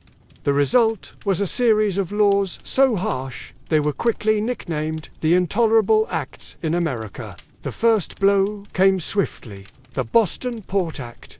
In one brutal stroke, Parliament ordered the closure of Boston's bustling harbor, the economic lifeline of the city, until the destroyed tea was paid for and order restored. Ships could no longer enter or leave. Trade vanished. Goods and supplies dried up. Boston, once vibrant and noisy, grew quiet, its docks eerily still. But the punishment didn't stop there. The Massachusetts Government Act stripped the colony of its self-governing rights, placing it firmly under the king's appointed officials. The Administration of Justice Act allowed royal officials accused of crimes to be tried back in Britain. A clear message that British authorities were untouchable. And to make sure the colony's new force was an option, British soldiers were quartered throughout Boston, living among the very citizens they were meant to subdue. The message was clear. Rebellion would be crushed. Liberty was a luxury the Crown would no longer tolerate. But Parliament's heavy hand had an unintended effect. Instead of frightening the other colonies into submission, it outraged them. News of Boston's suffering, of its port closed, its people starving under martial law, stirred deep sympathy and righteous anger throughout America. Wagon loads of food and supplies poured into Boston from neighboring colonies. Letters of support, pledges of unity, and secret meetings began to weave the once fragmented colonies closer together. What had once been a Massachusetts problem was rapidly becoming an American one. In punishing Boston, Britain had hoped to make an example of them. Instead, they made Boston a symbol, a rallying cry for resistance. The flames of revolution, once flickering in isolated pockets, now began to blaze from colony to colony, and there would be no easy extinguishing them. The punishment of Boston sent shockwaves far beyond the rocky shores of Massachusetts. Across the 13 colonies, outrage turned into something far more dangerous for Britain. Unity. For years, the colonies had acted like distant cousins, bickering and competing, separated by geography, religion, and trade rivalries. But when Parliament slammed Boston's harbor shut and stripped Massachusetts of its self-governance, Americans across the continent realized if it could happen to Boston, it could happen to anyone. From Virginia to Pennsylvania, South Carolina to New Hampshire, the response was swift. Colonists sent wagons full of food, supplies, and letters of solidarity to the suffering people of Boston. Town meetings buzzed with anger. Newspaper printers worked day and night to spread the news. The fight was no longer Boston's alone. It was everyone's. And so, in September 1774, something unprecedented happened. The First Continental Congress convened in Philadelphia. For the first time, representatives from 12 of the 13 colonies gathered under one roof to discuss a unified response. Men like George Washington, Patrick Henry, John Adams, and Samuel Adams, once merely regional figures, now stood together as architects of a movement that was growing larger by the day. Their goal, at least officially, was not yet full independence. Most still hoped for reconciliation, for a return to the old relationship of mutual respect under the British Crown. But beneath the polite debates and carefully worded petitions, a deeper understanding was taking root. The colonies could no longer afford to stand separately.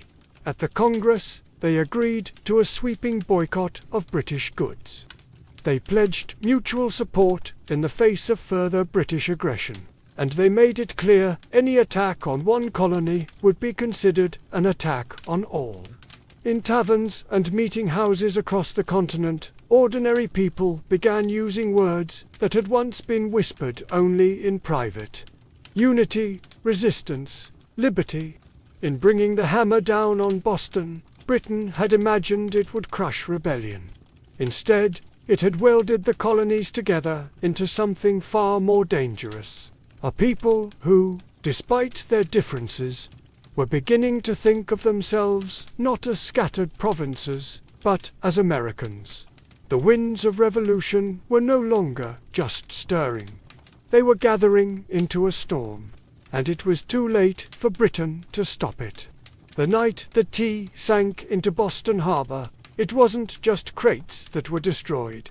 It was the illusion that the American colonies could remain loyal subjects forever. The Boston Tea Party lit a spark that no king, no army, no distant parliament could ever snuff out. In the months that followed, that spark caught fire across the colonies. What had once been protests, boycotts, and polite petitions hardened into open resistance. Town militias began drilling openly, storehouses filled with powder and shot. Men who had once toasted King George III in taverns now whispered about revolution under the same roofs. Boston became a symbol of sacrifice, battered but unbowed. The more Britain tried to tighten its grip, the more the colonies slipped through its fingers. Every ship that sailed past the closed, silent harbor of Boston was a silent reminder that tyranny had met its match in American defiance. When Parliament passed the Intolerable Acts, they intended to make an example out of Boston to scare the other colonies into submission. Instead, they had created a martyr city, a rallying cry. From Georgia to New Hampshire, colonists realized that their fates were tied together. Resistance was no longer about tea. It was about survival, identity, freedom. By the spring of 1775, the tension reached a boiling point outside Boston. In the villages of Lexington and Concord, British troops sent to confiscate colonial weapons instead found armed farmers, ordinary men ready to defend their rights with musket fire. The first shots of the American Revolution rang out, a direct line traced back to the moment when men chose principle over profit and dumped a fortune's worth of tea into the harbor. The Boston Tea Party showed the world that revolution doesn't always announce itself with trumpets and banners. Sometimes it starts quietly with a small group of determined people standing in the cold, choosing defiance over fear. In dumping the tea, the colonists weren't just rejecting a tax, they were rejecting an empire. And though the road ahead would be bloody, bitter, and uncertain, one thing had become clear that night in Boston Harbor. The American colonies were no longer loyal subjects. They were something new, something dangerous. They were revolutionaries, and they were just getting started. All before the towering pyramids of Giza, before Mesopotamian cities buzzed with life, before Stonehenge stood against the sky, there was Corral. Hidden away in the dry valleys of coastal Peru, Corral rose in silent majesty nearly 5,000 years ago, then faded into near complete oblivion, swallowed by sands and forgotten by history. For centuries, the world did not even know it existed. The Super Valley, where Carroll once thrived, seems, at first glance, an unlikely place for civilization to bloom. The landscape is parched, barren, the river little more than a thin silver thread winding through rocks and dust. To most eyes, it looked inhospitable, a place abandoned by life. Yet, it was here, amid the desolation, that one of humanity's earliest great cities took shape. Corral wasn't just a collection of scattered huts or a temporary trading post. It was a planned city, sprawling over 150 acres, filled with pyramids, plazas, residential quarters, and ceremonial spaces. It had scale, purpose, and vision. A complex society blossoming centuries before the Egyptians began stacking stones into pyramids of their own. The people of Carroll achieved this without the wheel, without written language, without metal tools. They built massive structures from stone and earth, with nothing but ingenuity, communal effort, and the raw power of human will. Yet, for thousands of years, Carroll's existence remained a secret. Even when travelers stumbled across the strange weathered mounds scattered across the valley, they mistook them for natural formations, mere hills sculpted by the desert winds. No one imagined that beneath the sand lay one of the oldest cities in the world, predating even the civilizations that history books had crowned as the firsts. It wasn't until the late 20th century that archaeologists, led by Ruth Shady, uncovered the truth. What they found buried in the dust of time would rewrite the story of the Americas and force the world to reconsider what it thought it knew about the birth of civilization itself. Carroll had risen, flourished, and fallen in total anonymity. Now, after millennia of silence, its stones are speaking again, whispering of a peaceful, intelligent people who built a world of complexity and wonder in a land where life itself seemed impossible. And this was only the beginning of their story. At first glance, the Sup Valley looks like a place where life should struggle to exist. Harsh winds sweep across endless stretches of sand and stone. The sun beats down mercilessly, drying out the earth, baking the landscape into cracked, brittle sheets. Water is scarce, the river a meandering thread, fighting for survival. To the untrained eye, it is a wasteland, barren, empty, forgotten by the gods. But the people of Corral saw something different. They did not see a desert to be feared. They saw a canvas to be shaped. They recognized the river, however modest, as the lifeblood of possibility. And so, with patience, ingenuity, and sheer determination, they turned this unforgiving place into a thriving oasis of life and culture. Their first victory was agriculture. They learned to tame the river's seasonal floods, building simple but brilliant irrigation systems that channeled water across the valley floor. Where others saw sand and dust, they coaxed green shoots of hope. Cotton, beans, squash, guava, sweet potatoes. Cotton, in particular, became their treasure. It was spun into fishing nets and textiles, fueling trade with coastal villages and creating bonds that stretched far beyond their desert home. But growing crops was only part of their mastery. The people of Corral understood that survival in the desert required balance. They worked with nature, not against it.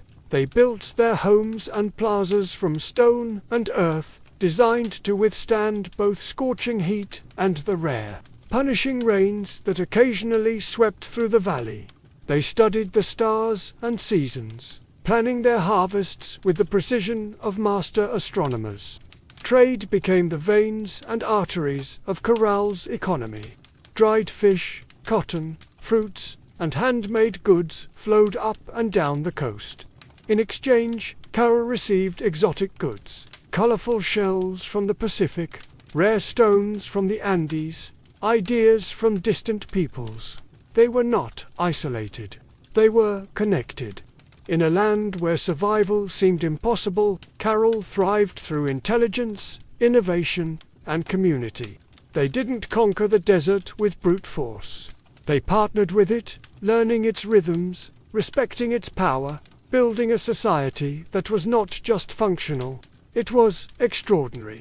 Against the odds, Corral blossomed into a beacon of civilization, and it was only beginning to rise, rising out of the desert like ancient guardians. The pyramids of Corral defy everything we thought we knew about early civilization in the Americas. These were not small, crude structures built by primitive hands. They were massive, deliberate works of architecture created by a people with vision, organization, and ambition. The centerpiece of the city was the Pyramid Maya, the largest of Corral's monumental structures. It stretched more than 450 feet in length and towered nearly 60 feet above the desert floor. A feat of engineering on par with the early wonders of the ancient world. Built from stone, mud, and woven red bags filled with rocks, the pyramid was designed not just to endure the harsh climate, but to withstand the punishing earthquakes that occasionally rattled the region. And endure it did, standing silent against wind and time for nearly 5 millennia. But the pyramids of Corral were not tombs. Unlike the massive burial complexes of Egypt, Corral's pyramids served a different purpose. They were centers of ceremony, power, and public life. Temples and gathering spaces crowned their summits, accessible by broad, elegant staircases. Fires once burned atop these platforms, and rituals were held beneath the endless Peruvian sky. At the foot of the pyramids, vast plazas opened up, sunken and circular, inviting thousands to gather for religious ceremonies, political meetings, and communal celebrations. The very design of Carroll's cityscape suggested a society that prized community and order, a people deeply connected to one another and to the cosmos. Around the pyramids, smaller residential complexes fanned out, likely home to priests, administrators, artisans, and farmers. The pyramids themselves seem to have been strategically placed, aligned with celestial events, sunrises, solstices, the cycles of the stars. To the people of Corral, architecture wasn't just practical, it was spiritual, mathematical, cosmic. Walking among the weathered stones today, it's almost impossible not to feel a strange sense of awe. These structures were raised without metal tools, without the wheel, without beasts of burden. Yet, they rose with symmetry, scale, and staggering precision. The Great Pyramids of Corral were not built for vanity, nor for war. They were built to connect earth and sky, community and cosmos, humanity and eternity. And they still whisper across the sands, telling a story that refuses to be forgotten. Among the ruins of Corral, there is something profoundly different, something that sets it apart from so many ancient civilizations. No weapons have been found buried beneath its sands. No defensive walls circle its plazas. No mass graves hint at bloody conquest or internal strife. Unlike the kingdoms that rose and fell through war, Carroll was a society built on peace. It's a revelation that defies expectations. Here was a civilization that flourished not through violence, but through cooperation, trade, and shared belief. The people of Corral seem to have invested their energy not in armies or fortresses, but in architecture, astronomy, music, and communal life. Their plazas and pyramids weren't monuments to victory over enemies. They were centers of celebration, worship, and governance. This was a civilization that chose to gather rather than conquer, to negotiate rather than destroy. Trade was the lifeblood of Carroll's success. Cotton grown along the fertile river banks was spun into fishing nets that were traded with coastal communities. In return, Carroll received dried fish, an essential source of protein, and exotic goods from faraway places. Colorful shells from the Pacific, precious stones from the highlands, and even rare tropical fruits from distant valleys. This wide network of trade stitched the region together, binding far-flung communities into a peaceful web of mutual benefit. And in the center of it all, Carroll thrived as a cultural and economic hub. Religious and ceremonial life played a vital role in maintaining social harmony. The city's grand public spaces and sunken plazas likely served as stages for rituals that united the people under shared spiritual beliefs. Music filled these gatherings. Flutes carved from condor bones, drums made from deer hides, creating soundscapes that echoed across the desert, tying individual lives to something greater. Leadership, too, appeared to rely less on military strength and more on spiritual authority and civic organization. The city's leaders must have coordinated massive construction projects, seasonal agricultural cycles, and complex trade agreements, all without leaving behind the brutal scars of war. In an ancient world so often defined by conflict, Corral stands as a shining exception, a reminder that civilization does not have to rise on the broken backs of the conquered. It can instead be built by the quiet power of collaboration, creativity, and trust. At Carroll, the stone still seemed to hum with echoes of a world long gone. It was not just a city of buildings and trade. It was a city alive with sound, ceremony, and spiritual rhythm. Music and ritual were woven into the very heartbeat of Carroll's civilization. Archaeologists digging carefully through the dry sands uncovered a treasure trove of ancient instruments. Flutes crafted from the bones of condors and pelicans. Whistles fashioned from deer antlers. small drums stretched with animal hides. These artifacts were not simple toys. They were crafted with care, tuned to specific notes, designed to carry sound across the wide open plazas of the city. In a world without written language, music spoke the language of the soul. Imagine it, the low thrum of drums rising at dusk, flutes keening like the desert wind, feet stamping on the sunken plazas as hundreds gathered under the fading light. Fires would crackle atop the pyramid platforms. Priests dressed in intricate woven garments would chant to the gods of the river, the earth, the stars. In those moments, Carol was not just a city, it was a symphony. The layout of Corral itself suggests that ritual life was at its core. The grand plazas were not mere open spaces, they were stages for communal ceremonies, carefully designed to draw people together.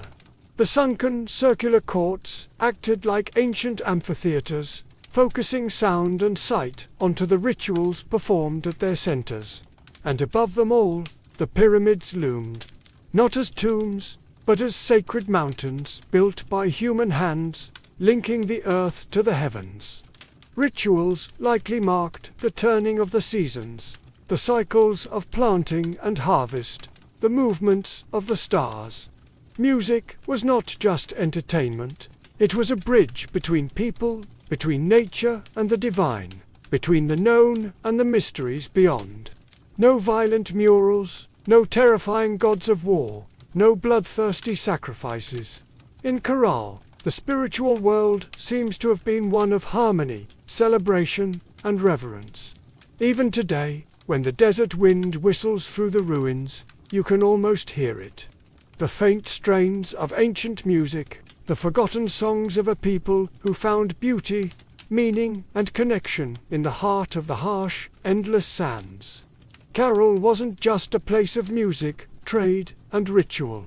It was a marvel of engineering, a testament to human ingenuity in one of the harshest landscapes on Earth. Without metal tools, without the wheel, without draft animals, the people of Carol shaped a city of stone and earth that has endured nearly 5,000 years. Their achievements were astonishing. Massive pyramids rose from the desert floor, constructed not with small, fragile bricks, but with enormous stones carried across the dry valley. Workers transported rocks using reed bags, ingenious baskets strong enough to bear heavy loads, woven from the very plants that grew along the riverbanks. Layer upon layer they built with care, stacking stone and filling the interiors with rubble to create structures that could withstand not only time but nature's fury.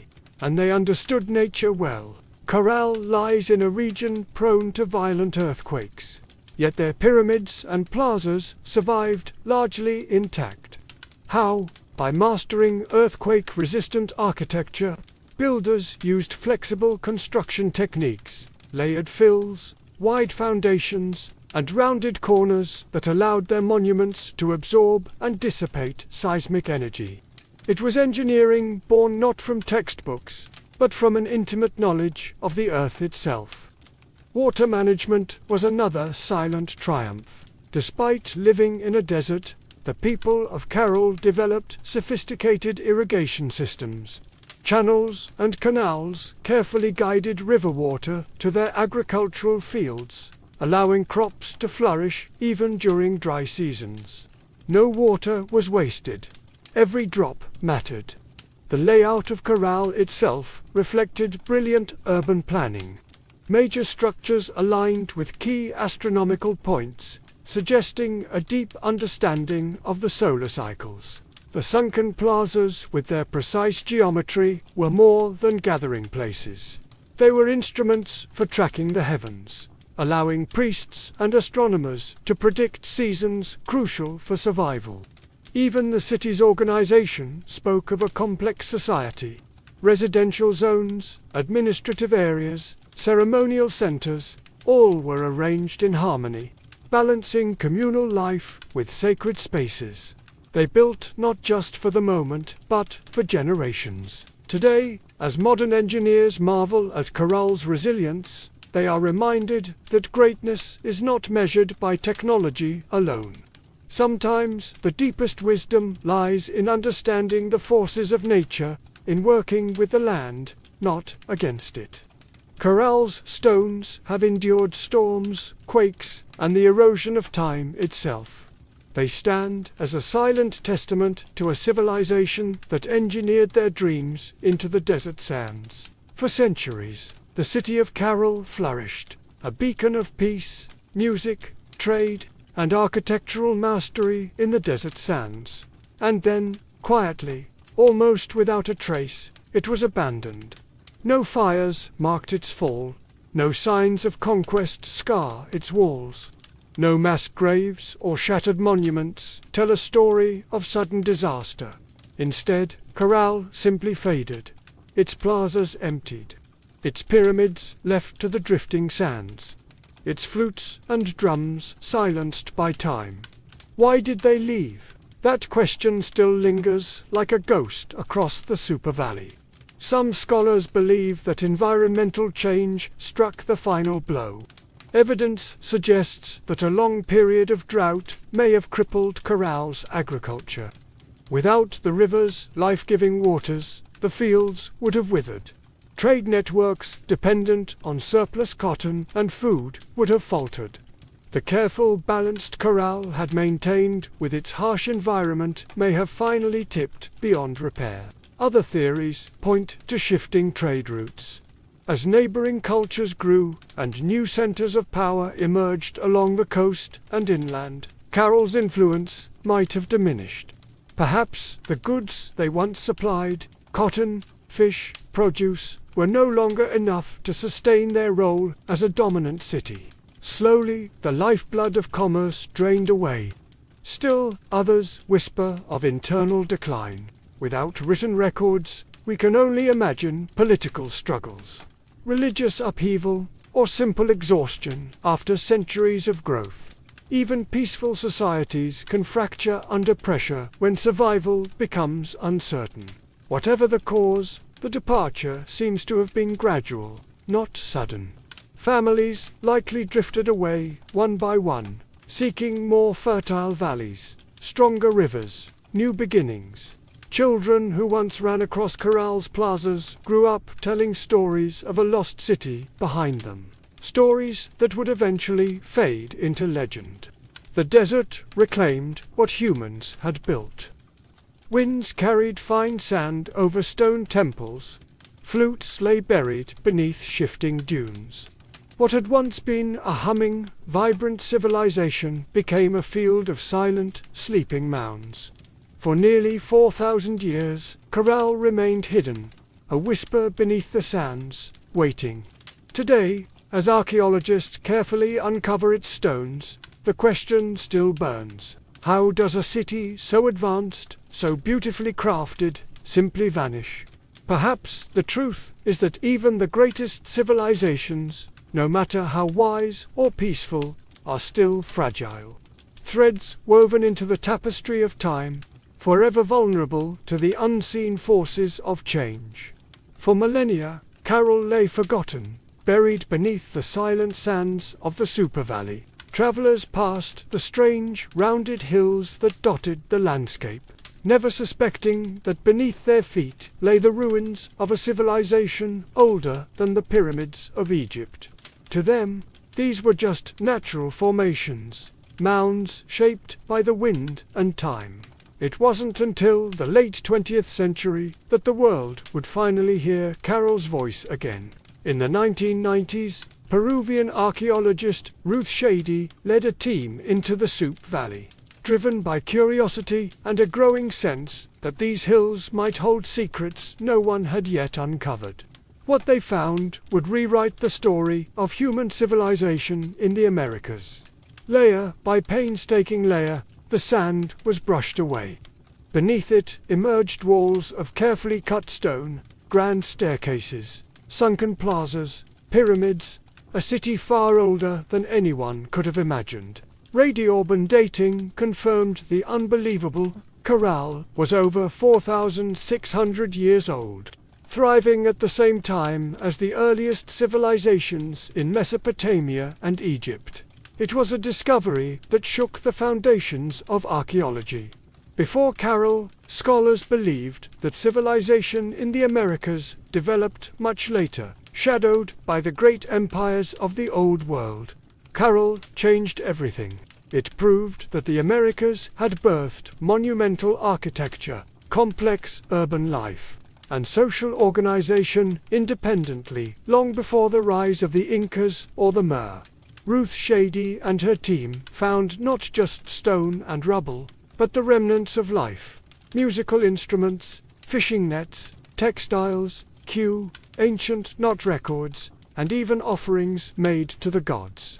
Each artifact told a story of a people who had built a society with vision, intelligence, and profound creativity. Carroll's rediscovery was more than an academic triumph. It was a resurrection. A civilization that had slept beneath the desert for thousands of years now stood revealed under the open sky once more. Its plazas kissed by the same winds that had once carried the sounds of flutes and the laughter of children. Today, Carroll is recognized as a UNESCO World Heritage Site, a fragile, priceless link to humanity's earliest dreams of building, belonging, and believing. The sands had hidden Corral well, but in the end, the stones endured, waiting for someone to listen, to see, to remember. Carroll stands today as a silent giant, a reminder that civilization's roots stretch far deeper than we once believed. Among its pyramids and plazas, the ancient stones whisper a story that reshapes our understanding of humanity's journey. A story not of conquest and bloodshed, but of harmony, ingenuity, and hope.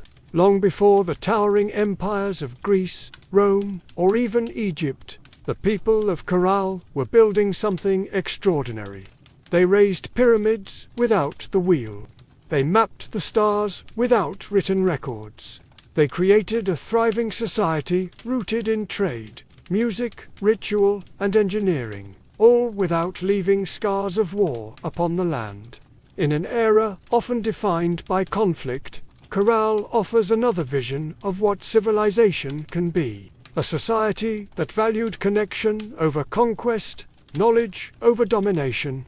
It reminds us that complexity does not require violence, that greatness is not measured by how many armies march across a battlefield, but by how a community comes together to build, to create, to dream.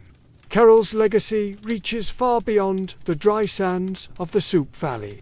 It challenges old assumptions that civilization had a single cradle, that urban life and monumental architecture belonged first to the Old World. Carroll proves that humanity's spirit of innovation and aspiration arose independently in many corners of the earth, shaped by different hands, but driven by the same eternal desires to endure, to celebrate, to reach toward the divine. Today, walking among Corral's weathered ruins, you can almost hear it. The pulse of drums, the low hum of flutes, the murmur of traders bargaining in the plazas, the laughter of children racing through stone alleys under a sky of endless stars. Their lives, their dreams, their stories are still with us, etched into the bones of the earth. Carroll teaches us that even when civilizations fall, their spirit can endure, sleeping under sands, waiting to be remembered, waiting to inspire again. In the great timeline of human history, Corral shines not just as a relic of the past, but as a beacon for the future. A reminder that even in the harshest deserts, even under the heaviest sands, the seeds of wonder, wisdom, and peace can take root and build a world that reaches for the stars. If you've made it this far, thanks for sticking with me through the heat, hardship, and history. Don't forget to like and subscribe. It truly helps the channel grow. As always, my friends, stay safe, stay curious, and I'll see you in the next one.